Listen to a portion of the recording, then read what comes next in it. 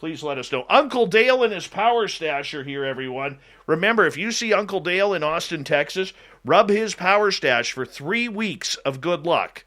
3 weeks. Grandmaster, Vinman, good to have you guys here. Appreciate you. $5,900. Good to see you. Hi, Wes. The gorgeous Michelle C. from Australia. Mama Susan. Stunning Helena. Good to have you all here. Gordium, good to have you back, man. And Marty Burback, how are you, my friend? Silent Listen. The gorgeous Tessa. Ozzy, oi, oi to you. Bob, how you doing? Hi, Sandra. Hi, Sandra. Hi, Sandra. Fat Bass, nice to have you here. BG's, good to see you. And we're going to continue on here. Peppa H, nice to have you back. And there's the gorgeous Shelly Michelle Morrison. Nice to see you again. And Mr. Cumberbottom, how are you? Welcome to our channel.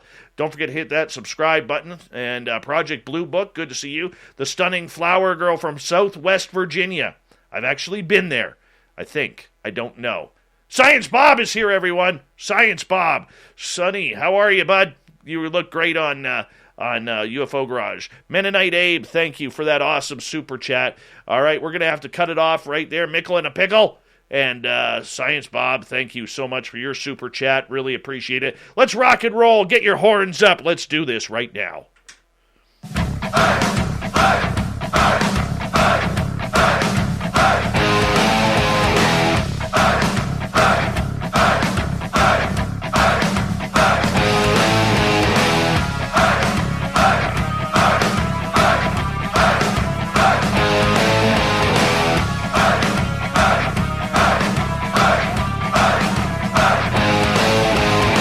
From the mountains of central British Columbia to you listening around the world, this, my friends, is Spaced Out Radio.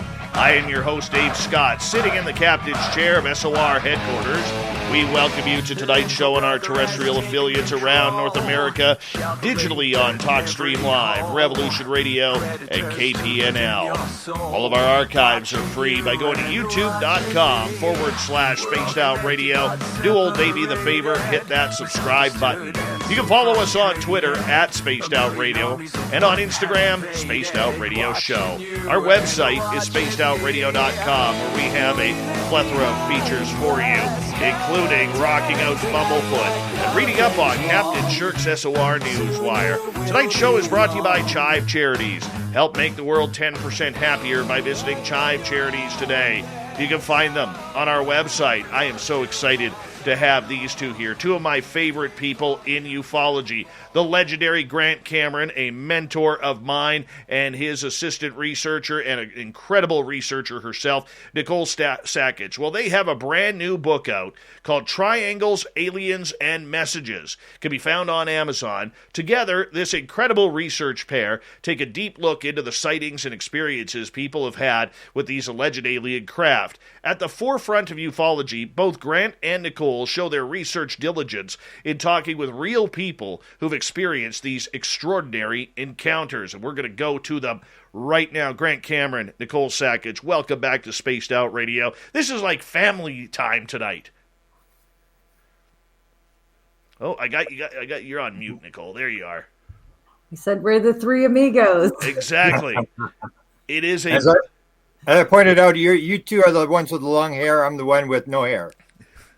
Well, Grant, you're sporting a little bit of an injury there, and I know people are going to ask, was it a hockey fight at the Coliseum there? Were you walking down downtown Winnipeg, and all of a sudden you had to go Macho Man Randy Savage on a thief stealing an old lady's purse? What happened? Well, we had a little bit of an eye problem. We had a cataract, which a lot of people do get. I was basically blind in the left eye. I was actually down near Nicole there in Illinois, and I was telling people we're doing the CE5. This is a total waste of time because I can't at night. My left eye, I was completely almost blind at night. So they did. It was the most efficient operation I've ever seen in my life. I just could not believe how efficient the 15 people I dealt with. It was just like a machine or like a Super Bowl team. It was unbelievable. So it's all. I've got another appointment in a couple of hours. Check it, but everybody goes through it, and they've got this laser surgery that Nicole is sort of related to, someone that helped invent it. But the technology is absolutely incredible these days. Absolutely incredible. It is. I'm glad you're okay, boss. It took a long time because of COVID. I actually had this diagnosed years ago already. And then the one woman said to me, they went for all the tests, and then she said, okay, now good luck getting an operating room, because all the operating rooms have been shut down. And so finally they opened up and we got it done. But I've had it for a couple of years. Well, now maybe you'll see some of those faces in the orbs and portals that people send us.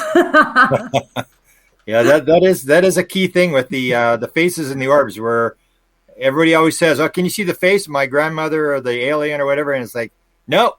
In fact, there was a photo taken in Franklin Grove there in Illinois, has an alien. Once you see the video, you'll see there's actually two aliens they picked up.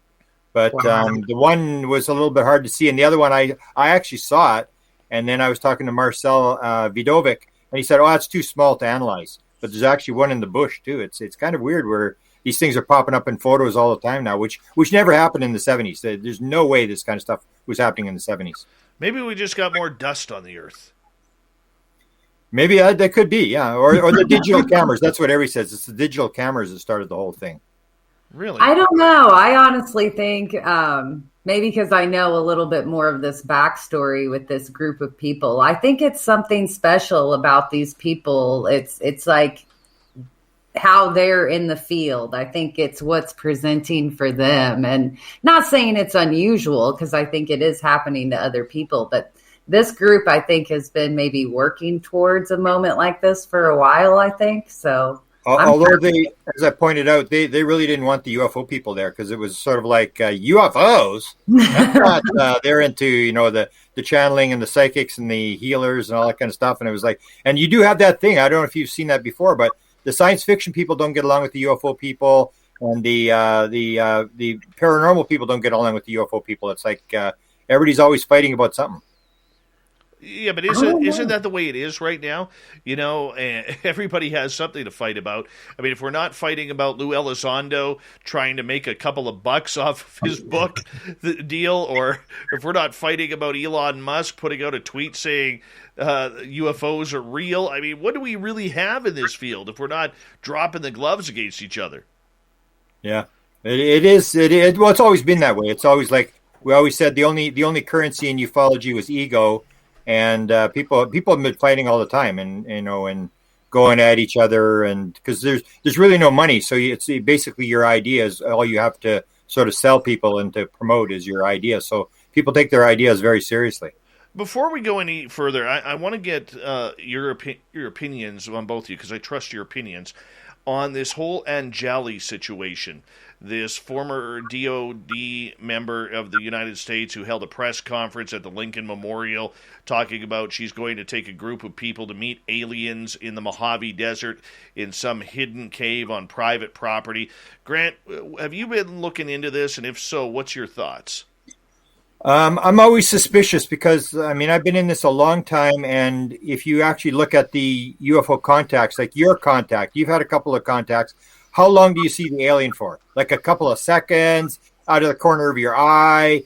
And so when you get things like this thing where, it's in the mountain, and then this guy just happened to drill this tunnel in the right direction and found these aliens living under a mountain. As soon as I hear the physical alien thing, because the more I look at it, the more I really doubt this is going to be as physical as people think it is. Or like when you have Richard Doty talk about, you have 13 aliens at Area 51, and they electrocute them to try to get out. My experience with aliens and whatever this phenomena is, it's very sort of, it pops in, it pops out. It's not as physical as people think. It's almost like this expression that I just heard was the idea that you have the whole quantum thing about the wave particle thing, and in the physical world it's more particle, but in that world it's more wave. That's my idea, that the ideas that I've got, or the people that I've encountered with aliens and my own experiences, is they don't come here and they don't negotiate with people and go for lunch with people. As soon as I hear the physical alien thing, that there's actually physical aliens walking around, I really start to really doubt it. Now, maybe she's going to produce it, but we'll see what happens. How about for you, Nicole?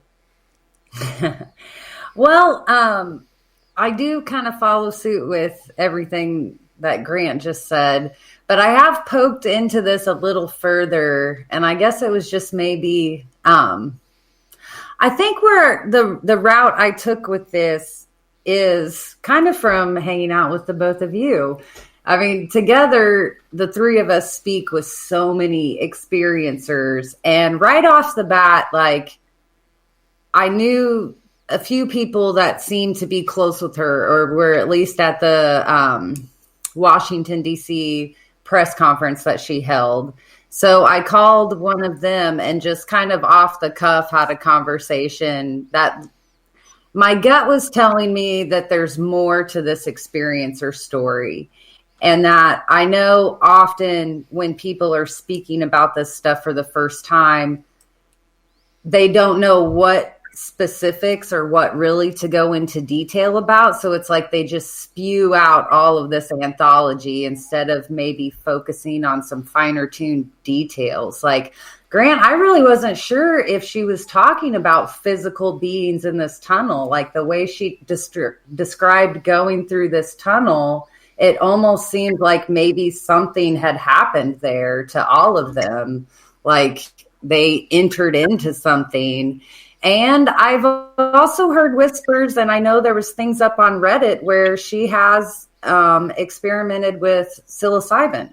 So I was wondering how much that played into this part of her experiencer journey. So I think there's more to come out, and I'm in a holding pattern.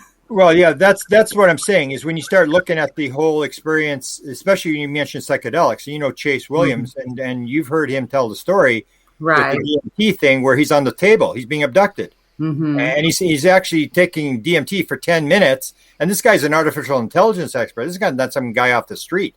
And he's basically telling the story about it's like, and they're working on his head and this sort of thing. And you get this thing with 50% of all people that do the DMT thing in the Strassman experiment had these encounters with beings. So are they actual physical beings, or are they in this this sort of world of altered reality or whatever? And that's when you start coming down to what is the actual world. Is the world as physical as people think it is? The person you should probably be asking about this is Bob McGuire. I mean, he's here. I mean, I think he had some comments. I think he had some connection to this story, but we'll see what happens. I mean, if the beings are there and she's going to take George Knapp or where she's taken, we'll see if it shows up. I just have a very great hesitation. As soon as someone says they're talking to aliens and they're going for lunch and the aliens are physical and they're walking around, that's not my experience with whatever this phenomenon is. It's very elusive. It comes for a couple seconds. It comes in your dreams, or like Bashar says, we come to you in your dreams because now you're in our world. Well, and I think the other thing I speculate about is I know often we talk about Skinwalker Ranch or Mount Shasta or these other hotspot locations. And I'm kind of the proponent of, you know, there's lots of places like Skinwalker Ranch or these power centers for sightings or experiences.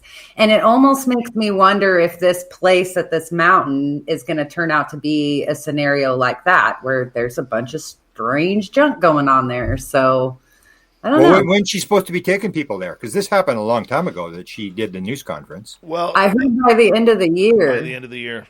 Yeah. Oh, yeah. Well, that's a long time. I mean, if they're there, I mean, just jump in a car and go there and let's do it like tomorrow. I mean, because the other thing she said is, I'm never going to identify the location of the place. As soon as I heard that, I go, that's not good. That doesn't sound good. Say we're never going to. Private property. It's private property, but she's not the only person who's had an experience or an experience there. The owner of the property has also taken other people there as well. So that's what takes till the end of the year turning into like a hotspot place where it's like people go and high strangeness happens. So, but what takes till the end of the year to do this? I mean, why is it taking so long? I don't know that. Skinwalker Ranch. That's where I get into this thing that's what Jacques Vallée said. The only thing they didn't have at Skinwalker Ranch was UFOs. They had orbs. They had manifestations and ports and bulls being put in trailers and stuff like that. And that's where I think the important thing is that the DIA went in there, and what they were investigating with OSAP was not UFOs. It was the paranormal thing.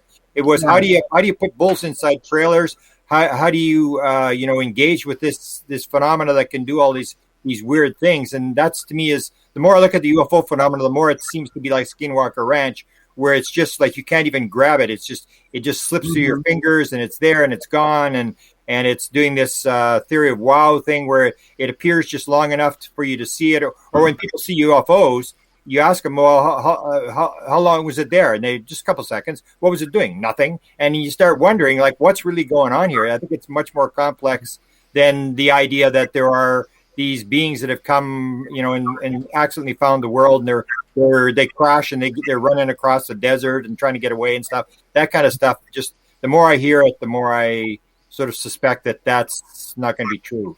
The one thing that I do know as an experiencer, and Nicole, you'll probably understand this as well. Grant, you as well, I guess, because you've been doing this long enough, is the fact that a lot of experiencers out there don't hold press conferences to make public spectacles. I believe that Angeli is an experiencer of some sort. Yeah. I really do. Her energy gives that off. However, I'm very much more concerned about her handlers and the people who are kind of pressuring her and all around her at that press conference, trying to make this look like a massive deal, like they're strutting out, somebody of major importance in the field of government and ufology and the crossover. And that's my big concern here, once again, is now we have another government employee trying to take over another angle of ufology, which has been cast aside like a stray cat.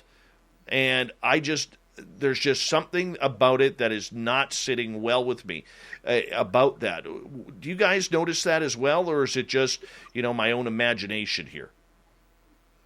Well, it has some parallels to Lou Elizondo's recent book. It's like every week there's something new is coming and it's explosive. And in America, it's all about money, and it's about, getting it out there and publicizing it and hyping it. And so we'll see. I mean, to me, when I heard you guys say it till the end of the year, I mean, that's a real bad red flag. I mean, if it's going to take till the end of the year, like you have this conference and it's like this immediate thing, we've got this thing here, but it's going to take us 6 months to produce it. It just doesn't. There's a lot of red flags here, but we'll see what happens. It's up to her to prove it. Nicole? Remind me of the question. I pre-thought my answer and then I got sidetracked. Well, just in regards to whether or not she's an experiencer, and if it seems like she's got handlers trying to control the answers that she gives. Well, I think it's easy for how would William put it? Noobs. That's what he calls everybody new to a situation. Noobs.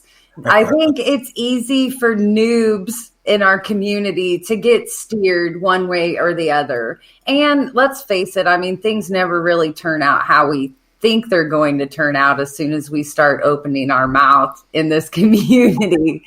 But there's a part of me that thinks it was a really brave step. Like, since we started talking the will documents almost a year and a half ago, and now that we're in this disclosure imminent, world that we're in, I've been saying that we're already in that post-disclosure world. We just don't realize it.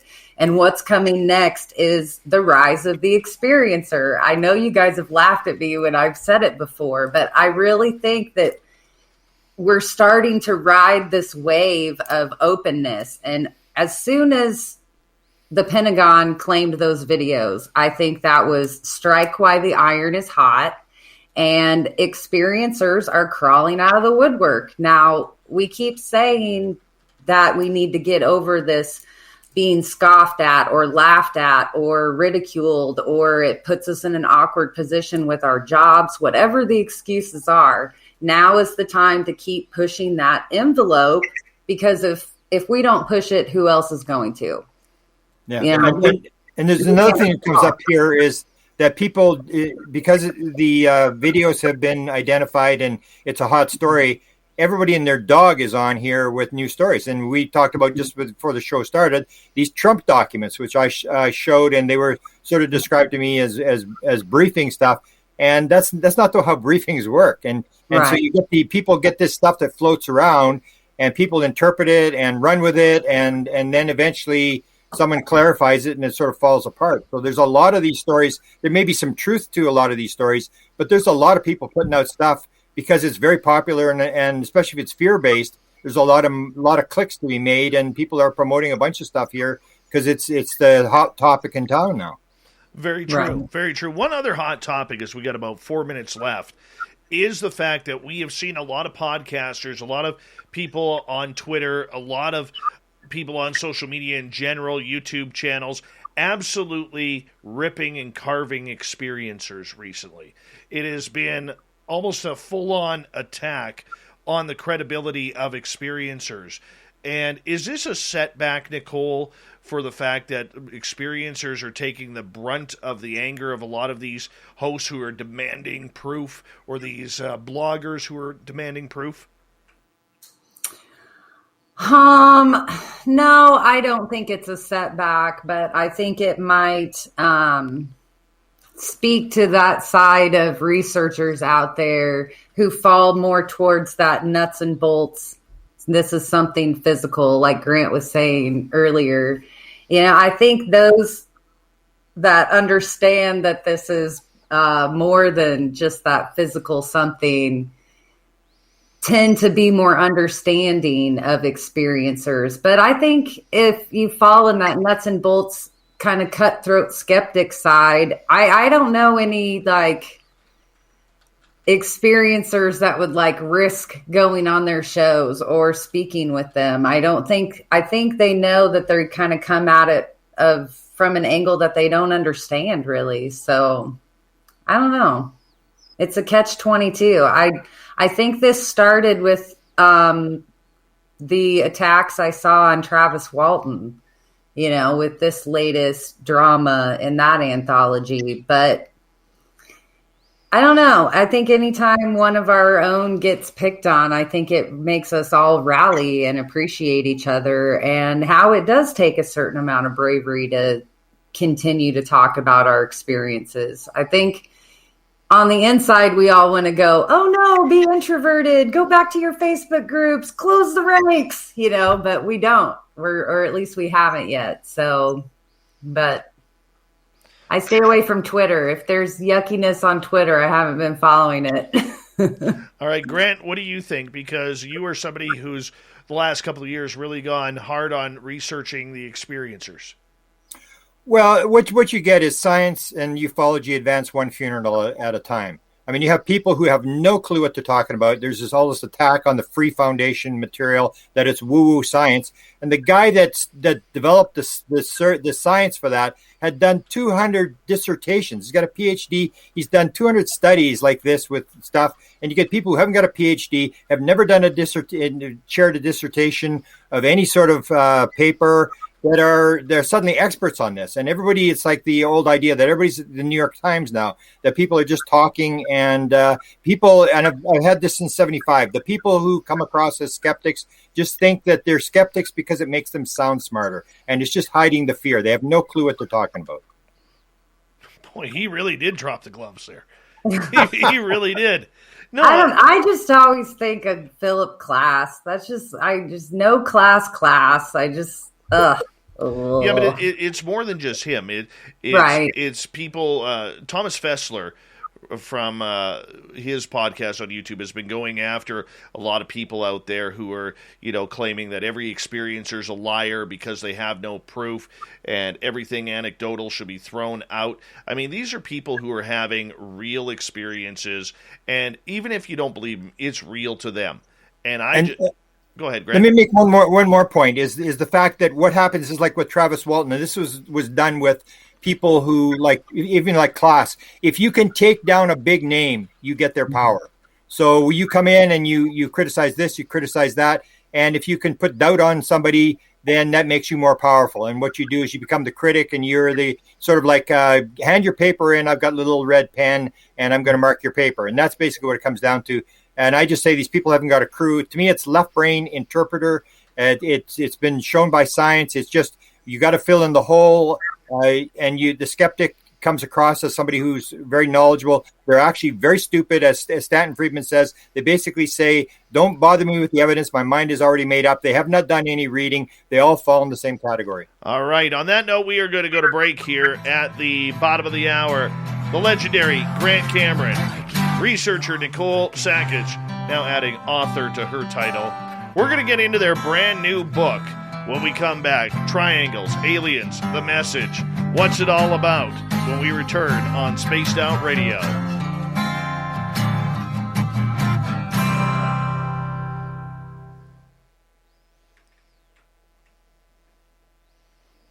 All right, we're clear. Remember, the audience can hear us. We're clear. We're clear. So I'll let you start, Nicole. You can explain. I was even thinking today why we even did the book. Like I think you were behind the. No, wait. Let me quote you right here. Uh-oh. Why did we do the book? Now, I said let's do panels, and then you had a synchronicity that led to the book. Okay, well, you tell the story. I don't remember it. Combined effort here. Hey, it all started with Bob McGuire. Yeah, blame Bob. Blame Science Bob. Right. That's right. That's when you became famous on Twitter. That you were this. It started with gossip. You troublemaker. You stole the story. They dangled the story out, and we grabbed it. It was my first Twitter war. Now, I forgot. That deserves a book. Now, Grant, my hero, my guru, and my good friend Pascal, who's here, I got his name up on screen here. You can blame him for all of my experiences. He's the gentleman and one of my best friends who opened me up to all of this high strangeness. So everything that's happened to me, I blame Pascal for. Yeah, and once you've experienced this, whether I was with Chris Bledsoe, and that was the first one when that thing with the dog happened. There's absolutely no way you can go anywhere. You go like, wow, this guy's the real deal here, and Bob McGuire will back that up when you've been around these people and it happens to you. If it doesn't happen to you, well, then you're like the Pope talking about sex and marriage. Who cares what you've got to say? Right? Like, who goes to a priest for marriage advice? Like. That's so strange. Or the other one, the new analogy they use is these guys are like people who teach meditation and yoga and they've never done it. I got asked, I used to work at a fitness center for like off and on for a year in my spare time. And I got asked to teach a yoga class, and they're like, we'll send you to get certified and then you can teach it. And I was like, what? Isn't this like an experience? But no, I can see how some people do it. But I think if you're going to use yoga and meditation, it's more than just a workout. Yeah. At a fitness center. Yeah, I'm kind of redesigning my office space. I want to make it more zen so I could maybe catch a 20-minute meditation. Wow. I keep thinking of Stanton's clutter, Grant, like all those pallets, and I'm like, I can't end up that way. I can't end up like Stanton. But it always does end up that way, though. You just got I've got thousands of pieces of paper myself. The digital age is supposed to help us with this piles of clutter and the 7 gray boxes that I have. Yeah. I don't believe that Stanton just had one gray box. I think he had a gray box file cabinet. Yeah. Of the stuff he was still looking into. Or a gray box room. He had numerous rooms that his wife would never go in the garage, and it was. They showed me some of the photos, but they don't want to go public with the photos because it's kind of it's embarrassing. They don't want to have that out there. Mm-hmm. I don't know. I think it looks like any crazy old guy's office, honestly. Yeah, but his was, you couldn't. I knew guys at the university were like that. One particular guy, you had to walk sideways to go into his office. The paper was just stacked to the roof. Stan was like that, and that's when the archivist told me. She said, "Stan, like, how could you get it like this?" And he said, "I didn't have a secretary, you know." Like, that's the excuse, right? Like, but he knew where, and all these guys, it's like that. You can ask them where a piece of paper is, and they'll go to a stack of paper 10 feet tall, and they'll pull it out of the middle of the stack of paper. They know where everything is. my new boss at the restaurant's like that. We have this drawer, like, he's a little shorter than I am, but we have this drawer that's like 3 feet above my head. And I was looking for something. He's like, it's in the middle of that top drawer up there. It's like, how could you even see what's in there? He's like, I put everything in there. So there you go. All Organized madness. Do you think it's like part hoarding, but that's like it's not like a gross hoarding thing? Because honestly, I could probably throw away half the crap that I think is like part of my research, and it's just really like meanderings. Well, it is, and that's where I always say that ufology falls into the trap of becoming like entertainment, or like the CE5s. When I went to the Franklin Grove CE5, I go, oh no, not another CE5. I mean, we're going to go and look at some more UFOs, and now we could get into this situation. We're going to spend the next 40 years gathering 100,000 really good UFO photographs. Hold on, guys. Like, here we go.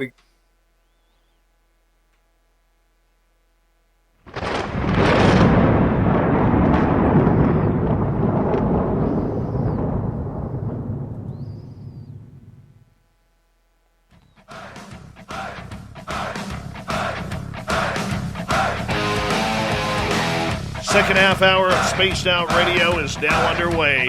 My name is Dave Scott. Thank you so much for taking the time to join us. We really do appreciate earning your listening ears. Want to remind you that if you missed portions of this show or others, check out our free archives by going to youtube.com/Spaced Out Radio. Do me the favor, hit that subscribe button. Our website is spacedoutradio.com. We have a plethora of features for you, including new swag and rocking out to Bumblefoot, reading up on Captain Shirk's SOR Newswire. Follow us on Twitter at Spaced Out Radio and on Instagram, Spaced Out Radio Show. Grant Cameron and Nicole Sakach are here. They have a brand new book out together. Yep, Triangles, Aliens, and the Message. There it is. And we are very excited to have them back right on this show. Nicole, we're going to start with you. How did this book come together? Bob McGuire. No, actually, it came together because of this guy right up here. He's just like, hey, I'm doing a book. It's half done. Do this. I did this. Let's talk to this person more. And then, the lovely Desta, I think she's the editor, and she rope-a-dopes family members into putting it together with her. Is that how that goes, Grant? Yeah, well, I've got the advantage with Desta that I don't have to really edit stuff. So I never read anything I've done. I never listen to anything I've done. I've never watched anything I've done. So I just basically write it, and then I hand it to her, and she sort of finishes it off. And you don't have to worry with it. I don't watch comments. So I don't at one point it was like in pieces, and I know Desda made it coherent. So yeah, well, we did what, 3 panels or whatever. But Bob McGuire tell the Bob McGuire story, because that was a big thing, and it was very controversial. And that was when I got the idea of the triangles, because I had a triangle sighting in '76, which we put in the book. And I remember actually when I was in Illinois, someone said, "I didn't know you had a triangle sighting. How come you didn't talk about it?" I said, "I talked about it lots of times because I didn't care about it. I wasn't really interested in it, even though this thing was sitting right above the car." And then, I'd have a situation where I had some guy that I hadn't seen in 30 years or 40 years. Mm-hmm. And I said, "Brian, tell me what happened there." And then he said, "Oh, it had these blue-white lights on it." I go, "No, it didn't. It had green and red lights on it." And that was this whole idea that it's not as simple as people think it is when two people see the same object up close. Mm-hmm. We were close. So people say, "Well, why didn't you talk about it?" And I said, "Well, I didn't. I didn't think it was significant. But when Bob McGuire did it, and suddenly we did the panel, and we had all these like reporter people like Dave Scott, and then we had Stephen Greenstreet, we had Billy Cox, and we had from Huffington Post, Steve, what's his name? Lee Spiegel.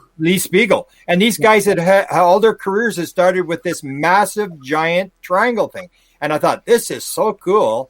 And so that's where we took the transcripts and converted, because to me is what this is all about. It's not so much you're going to make $1 million on a book, but if you've got a story, you should record it for history and put it out there so that other people can have access to it.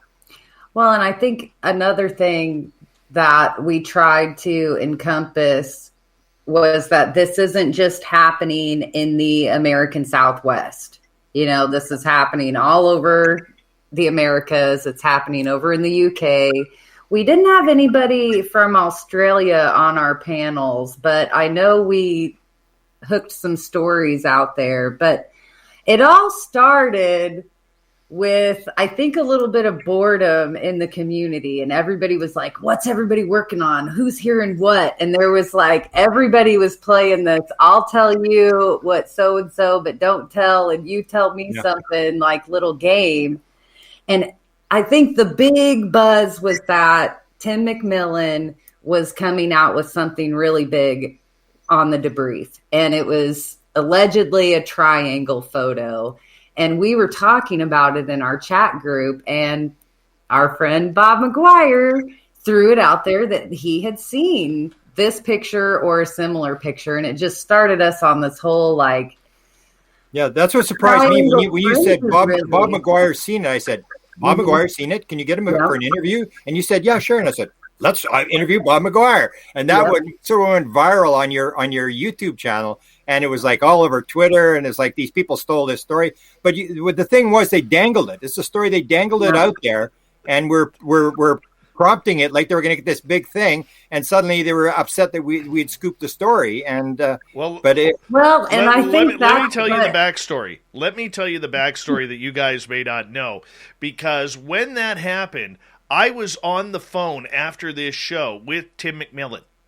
Yeah, and when the photo was coming out, and we were on the phone it was an hour 45 into the conversation. So I got off air, I hang up and do my editing that I do after the show. So about 12:30 my time, I say goodnight to the YouTube crowd.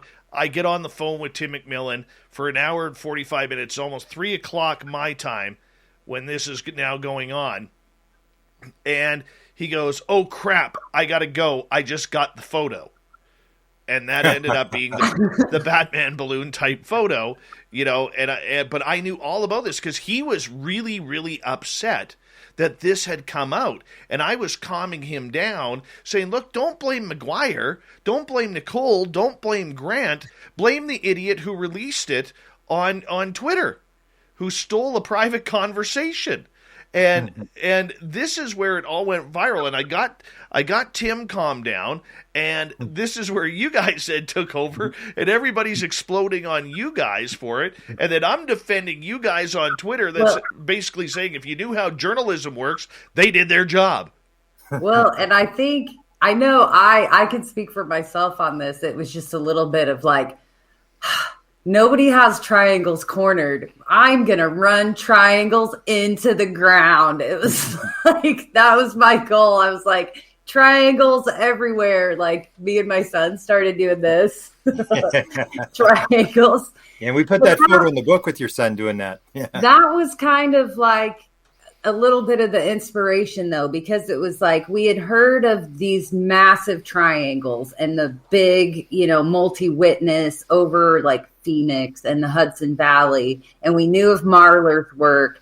But then it was just like that little synchronicity. It was like, it prompted me to think, where's the stories? Have we heard of anybody on board? And then Melinda has her on board story. And it was just amazing. I really liked that it inspired Grant to want to throw it together into a book. And it came together, I think, quickly. So it was nice that it was still fresh. And honestly, we're still getting triangle feedback. Like, people are still watching those panel discussions and commenting and sending me like sighting stories. And so it's just building and growing. So yeah, and even the stuff we learned after that, where Marlar came out after that and said no triangles ever been recorded landing. Mm-hmm. And then I'm thinking, like, that's almost like UFOs. Like UFOs, when I started in the 70s, there was all these what we called ground traces. Stan used to talk about the physical evidence, the 4,000 landing ground trace things.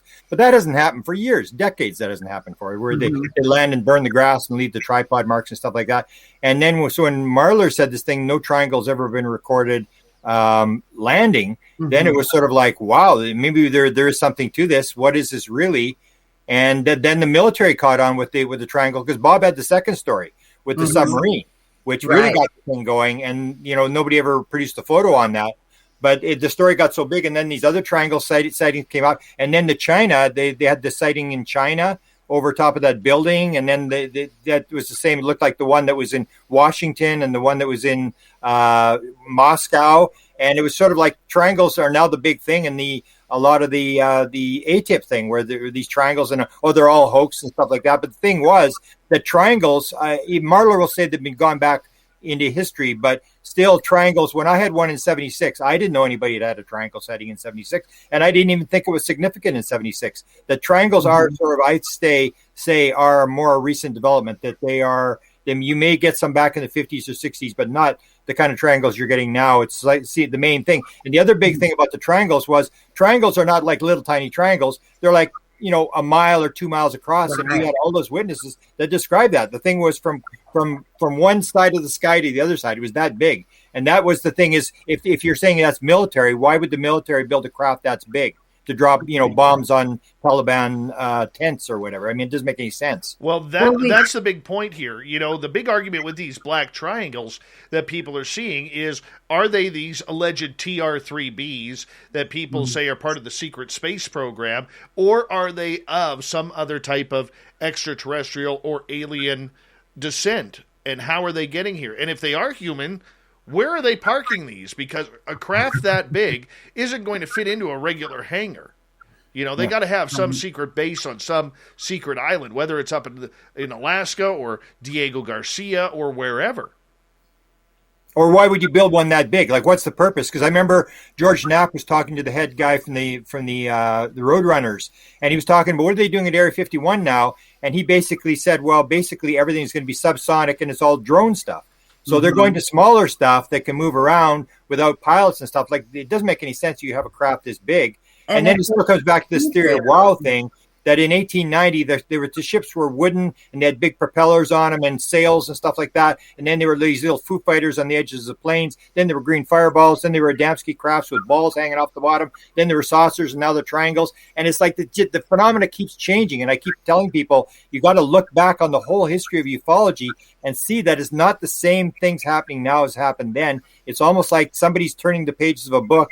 And this is like, take a look at this. It's like, this is really weird stuff. And people are just going, wow, what's going on here? And I think they're just making us think, whatever this phenomenon is. Yeah. And I think we did shine a light that not every, what we call triangle is that classic, what people call a TRB. It seems like most of them are massive, like you said, miles, or, take up the entire skyline, or, encompass an entire valley, like Hudson Valley. Yeah. But they're also that chevron shape, the V. And then we encountered the ones that were more pyramid shape, or at least a triangle with like a 3D dorsal fin on them, or sometimes they were just described as like diamonds, like, that sort of 3D, not just kind of flat or anything. But so it was interesting. I did get a lot of questions like that after our panels, or even after we kind of blurbed about the book when it first came on. Everybody was like, have you, did you guys talk about this, or which case, was more this shape? And it's like, yeah, look at this one. Or look at that and one. The other things that were interesting was like with the Phoenix one, where they're flying at a couple hundred feet off the ground. Like if you're testing the TR-3B, you're not going to fly at a couple hundred feet over top of Phoenix, Arizona.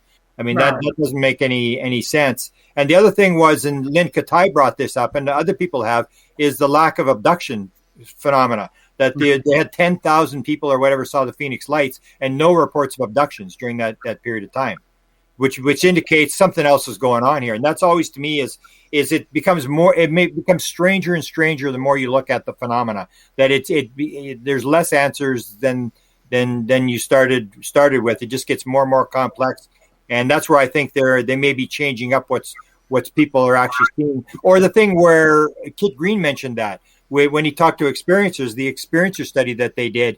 And that was the whole thing where you can have two people looking at the same object and they see two different things. And I still was shocked when this guy he became an aeronautical engineer, went to Finland, came back. And that's when I said to him, Brian, I haven't talked to you since we had this sighting back in 76.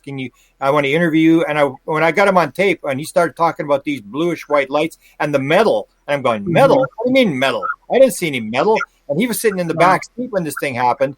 And then I'm thinking, like, what's going on here? He was describing it was a triangle, but it was totally different lighting formation. He saw metal. I didn't see metal. And that's when you see the phenomena starts getting really strange as to what are we actually looking at? Are we manifesting? Are we seeing part of what we're seeing? Or is it some object out there?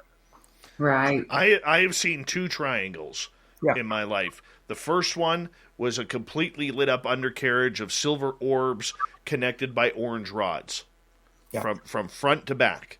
The second one, your classic 3 dots. And when you talk about the size of the triangles, I mean, this one was massive. This one would literally cover a city that I saw. Yeah. Okay. And so when I look at that, I think, okay, if this is human made, we make things the same. We don't differentiate on F-16s. We don't differentiate on F-18s or F-15s or the F-117. Everything is built in the same to manufacturer status. So I don't see us making these human TR-3Bs, with different light sources underneath the undercarriage on different that's aircraft. the thing, though, too, like you bring up. Any type of experimental aircraft like that isn't mass produced. You know what I mean? Like, there's not 10 of them. And so if you do a little digging into this, and I'm totally loving Cheryl and Linda's Costa's book still. Think about how many triangle sightings are reported in the United States in a month. So those highly classified, super special built things are moved all over the country so we can have sightings all at the same time. I mean, I just, Or in Canada, when I had mine was 1976, about 20 miles north of the American border. And I said, if this was actually American secret technology, it should have done a little bit better in Vietnam than they did. I mean, it was like this, or you think where Billy Cox's sighting was back in the 70s, and his was like technology that was way beyond anything you can even think of now. And the same as, remember when Lee Spiegel talked about his, I think his was in the 70s as well, where he had police officers and they're actually moving around the country with this thing. They're chasing it around, which is what we were doing. And you look at that and you go, no, this is something way more complex. Because I'd seen the triangle sightings, but the ones that we got, even Lee Spiegel, he was volunteered by Marler. We didn't even invite him. They said, "Oh, can he come on the show?" Yeah. Oh, sure, And I think we put out an alert for triangle sightings, and people just swamped us. The same as when we did the art thing. We said, "Has anybody got any art connection with UFOs?" And we're doing another one this weekend. We got absolutely swamped with people who are artists and experiencers at the same time. I love it. I love it. Actually, one of our art interviews, I was so excited when I went to the Making Contact Convergence. They had an entire art gallery on display virtually, and our friend April, she had like 4 featured pieces in it. It was really nice. So yeah, that's the thing is once you start looking across the thing, you take all the triangle sightings or all the people who are into musicians that had the UFO. I did the book on musicians and UFOs, or the art in UFOs. We may even do a book on that because there was just so many, and you see this pattern and you say, is this a random pattern, or is this telling us something? And we touched on a few musicians in this book too that have had sightings and then have either been prompted to get a triangle tattoo or end up with the triangle marks. We briefly touched on the triangle body marks. So yeah, which is very bizarre. I mean, that's where I always say, I mean, the one woman is from Winnipeg here. She sort of helped edit the book, Karen, and she had the triangle on her wrist, and it was the clearest triangle you've ever seen. We put it in the book. And the thing is, why would, whatever this phenomenon is, why is it putting triangles on people's wrists? I mean, you got to start wondering what's actually going on. Or the thing with the latest thing where, I don't know if you saw these guys, George Knapp had them on, they're called the Summoners. And then the one guy's got this really close thing where he's watching this thing back a number of years ago, and the lights come out and they form this complete equilateral triangle. Well, Chris Bledsoe had one of those as well. So the question to me is, like, when you see a UFO and it turns into a triangle, what is that? A pre-abduction maneuver? Are they going to eat a little girl? Or like, why are they making triangles? And they're making triangles because, as we pointed out, the triangle is the basic core of the universe, where everything's made out of triangles. Let me read this beautiful quote by Stan Sparks. The aliens use symbols to establish a common ground of communication. It's a faster form of communication. And I think that kind of prompted us on this, okay, triangles. And, our pal Sinead has the threes, and we kind of all have the threes, but she's really into it. That, triangles, three sides. What does three means? We found out that the triangle shape in and of itself, you can find in all other shapes. Was it every other shape you can find a triangle in? No, the triangle is the basic. Yeah. That's the example. That was where we got that from. That the guy who got beat up in the bar. Yep. He's a savant. He can suddenly see pi, and he can draw pi and stuff. He's the guy that said triangles are the basic. Everything's made out of triangles, and there are no real circles. And that's why pi will never be. It'll always keep going because you can keep putting smaller and smaller triangles, and it will never cover the edge of the circle. There's always going to be a little space there.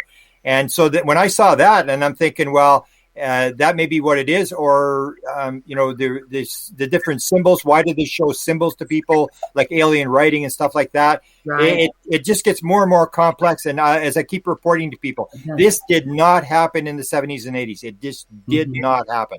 It's something new. It's like they're turning the pages of a book. They're introduce this, introduce that. Now let's show them this, and it just gets more complex, weirder, and makes almost no more sense than it did in 1975. It looks a lot more like a pattern. In 75, everything was believed to be random. We believed if you saw a UFO, you were crazy. If you saw two UFOs, the UFO community would talk to you because you were definitely crazy. It was a random event. And now we're starting to realize that experiencers are people like Chris Bledsoe who can go out almost every single night, and he can pick up stuff, and he's picking up triangles. And that this is a phenomena that has patterns. Or we had this thing about the whole thing about music, where you look at Roger Lear, who did all the alien implants, and they said, what's common between all experiences? He said, they're all right-brain creative people, and there's thousands of them in Hollywood, and all implants are on the left side of the body, which is run by the right brain. And you start seeing that, and you start seeing these patterns that indicate this may be a lot more complex than what people think it is. And it is. It's hard. That's why I keep joking, like there could be a book too. I mean, just with it seems like every neat thing we find, it's like there's another rabbit hole to dive into. And it kind of links these other avenues we kind of look into before. Like I know years ago, I was looking into this trifecta, and how this right and left, right hand of God, left hand of God, trifecta symbolism, and that kind of has, tied into what we were finding with the triangles and symbol communication and it having specific meaning. And we didn't really get to have that panel discussion. We wanted to bring in the number guys, the sacred geometry people who can speak this language a little better than we can, but we kind of got lost in that. So I think we could revisit it and, kind of focus it a little more. Even the one that we didn't do was your friend Jim Peniston, the triangles and the whole thing about the mathematics dealing with the pyramid. There's a whole Well, and that's where his co-author comes into play, Gary Osborne. I would just love to listen to Gary talk for 3 hours about sacred geometry. But then you need Bob McGuire there, because that stuff makes my head spin. You need Bob McGuire to sort of sort it all out for us. I don't know. It's like my dream panel. I want like Phil Gruber, Gary Osborne, and Jack Sarfati all on a panel together so we can just like triple mind blow everybody. Why not? We got about 30 seconds left here, and I don't know what this technology is. I don't think many of us know what this technology is. I think for those of us who've had close encounters with it, we do think that it is more alien than it is any type of human type craft, even though you never know, there could be secret designs out there on that craft. Who knows? I'm on Team Alien for that one. Hashtag Team Alien for the TR3Bs. Grant Cameron is here, the legendary researcher, and, of course, researcher Nicole Sakach. They got a brand new book out, can be found on Amazon. It is called Triangles, Aliens, and Messages. What's the aliens all about? That's what we're going to get to next when we kick off hour number 2 of Spaced Out Radio. And don't forget, at the bottom of hour number 3, it's the latest edition of Dave 101. Should Lou write a book? That's our topic tonight. Lou Elizondo, an author? Let's get into it. Big night tonight on Spaced Out Radio. Stay tuned.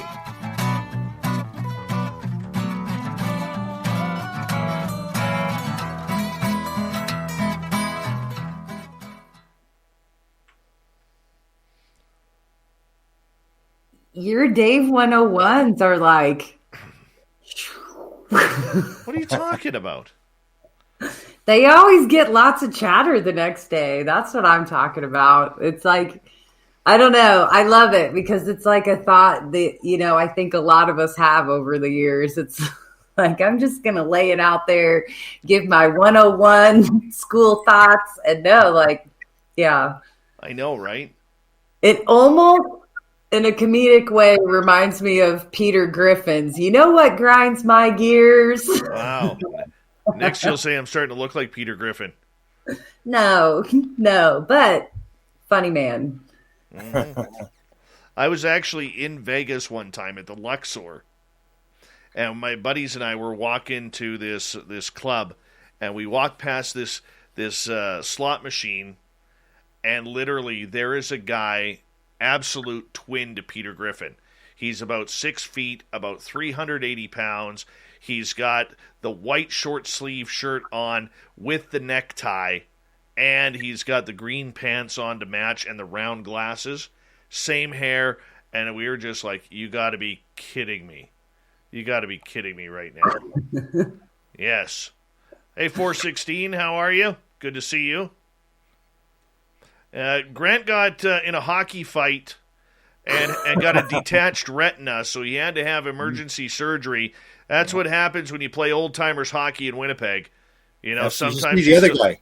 Exactly. The other guy suffered a broken nose and a concussion. Who's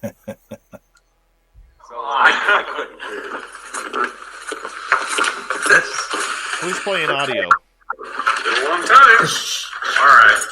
We're going to do a little number for you, but remember we're a bit rusty. I can't play this. I can't play that. I'll get in trouble. No, I had to mute you. I apologize. I could get in trouble for that. Oh, really? Yeah, but we could... I was going to lip sync. We could just start singing, My Little Buttercup has a cute sweetest smile. Cute little buttercup. No, honestly, Dave, I think everybody wants us to do the... Yeah. All right. Hi, Nikki. I got voted fan favorite of the movie, by the way. Yes. Hi, Nikki in Seattle. Hi, Glenn John McEnroe, the pride of Wimbledon. And the gorgeous Kim Jellin, who has just arrived. The lovely Paula W. watching over on Twitch.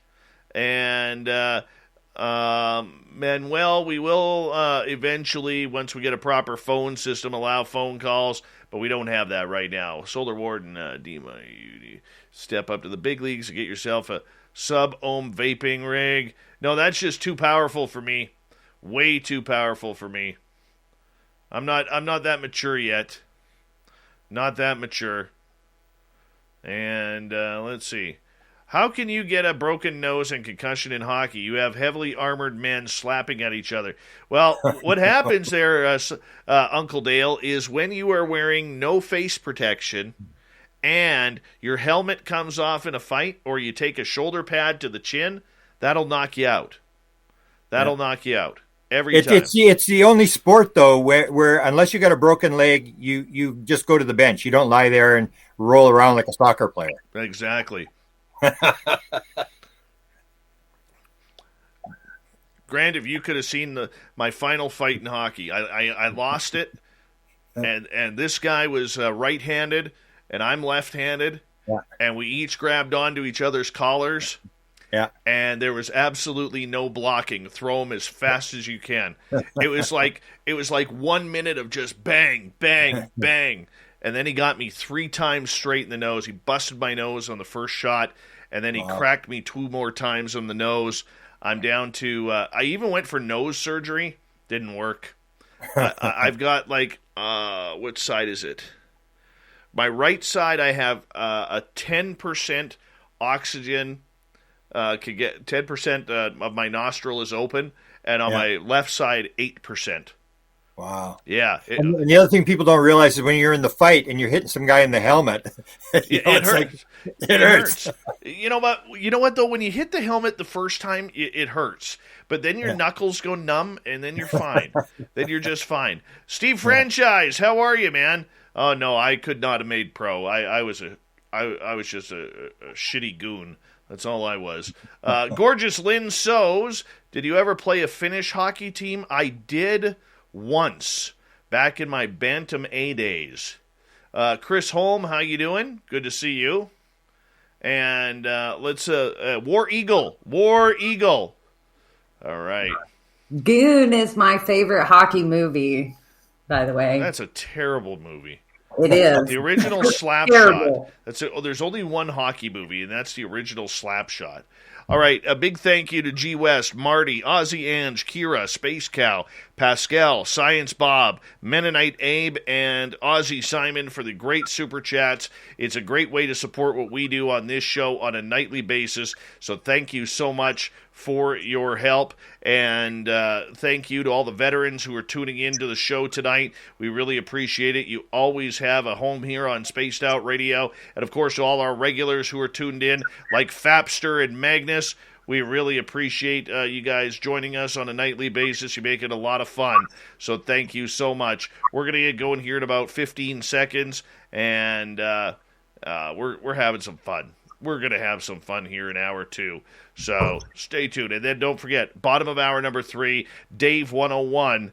Should Luis Elizondo be ripped by the UFO community for writing a book? Let's get to it. You're listening to Spaced Out Radio with Dave Scott. Follow Dave on Twitter at Spaced Out Radio and on Facebook, Spaced Out Radio Show. Here we go with hour number 2 of Spaced Out Radio tonight. My name is Dave Scott. Thank you so much for taking the time to join us. We really do appreciate earning your listening ears wherever you are on this planet we call Earth. Thank you to everyone tuned on in to our terrestrial affiliates around North America and digitally on TalkStream Live, Revolution Radio, and KPNL. All of our archives are free. All you got to do is go to youtube.com/Spaced Out Radio. Do me the favor, hit that subscribe button. The Desert Clam has set the password for tonight in the SOR Space Travelers Club. Welkin. Welkin is your password. Use it wisely, Space Travelers, as the Clam sets the password each and every night right here on Spaced Out Radio. Our website is spacedoutradio.com, where we have a plethora of features for you. We got new swag, so check that on out. We also got, you can rock out to Bumblefoot and read up on Captain Shirk's SOR Newswire. Follow us on Twitter at Spaced Out Radio and on Instagram, Spaced Out Radio Show. We continue on tonight with legendary researcher and author Grant Cameron. He is here with researcher Nicole Sakach. They have a brand new book out called Triangles, Aliens, and Messages. It can be found on Amazon. And, I already got people like Dirty Fylth asking Nicole, can they get an autographed copy? Yes. Yes. From both of us, it might take, how long did it take to ship them to me? 4 weeks? You might get it in 8. Well, that's in the United States. You have the advantage in the United States. I should tell a story. We don't really sell books in Canada because it's at least $25 to ship a book to the United States. Right. In the United States, I think it was $2.85 the last time I was mailing books in the United States. So you got the advantage down there that you have a book rate where you can actually sell books. In Canada, it's impossible. We figured that out with Stanton Friedman, right? Like he was like coming into the States to mail stuff from Canada, and that was one of the reasons the FBI was watching him. Yeah, he lived right at the border there, and he'd do all his mailing from the United States, and he was very frugal, Stan. So he was Right. So what I need to do is I need to send you a bunch of books, and you need to sign them, and then I don't even know how that works out, but to get us both to sign a book, I guess we both need to be in the same place. But I can send you one. Yep. But I will send you one for free, but you have to come on and talk about your cartoons that you do for the community. Oh my That's goodness. the switch off, Filthy. Oh, yes. Dirty Fylth, our resident artist here on Spaced Out Radio. And you know what? He's already drawing a picture up of you, Grant. He's already drawing a new picture up of you. So, anyways, let's move on here to part 2 of your book, which is called Triangles, Aliens, and Messages. Let's talk about the aliens here for a second. How did this come up in this book, Grant? I just use the word alien. I throw it around. The more I look at it, the less I think it's alien. And I've said that, and I start to insist that it's. I think it's going to be much more complex. I'm more into the Jacques Vallée thing. That something very strange is going on. It's almost like you're sort of downplaying God or the universe. The universe is much more complex. And like that expression I used earlier, that we're in the part of the wave particle thing where we're in the particle side, and the rest of the universe is in the wave side. And it can pop into this environment, like the whole Leslie Kane. I always bring up the example of her, where I make her tell the story when I interviewed her about the hand. I said, Leslie, tell me about the hand.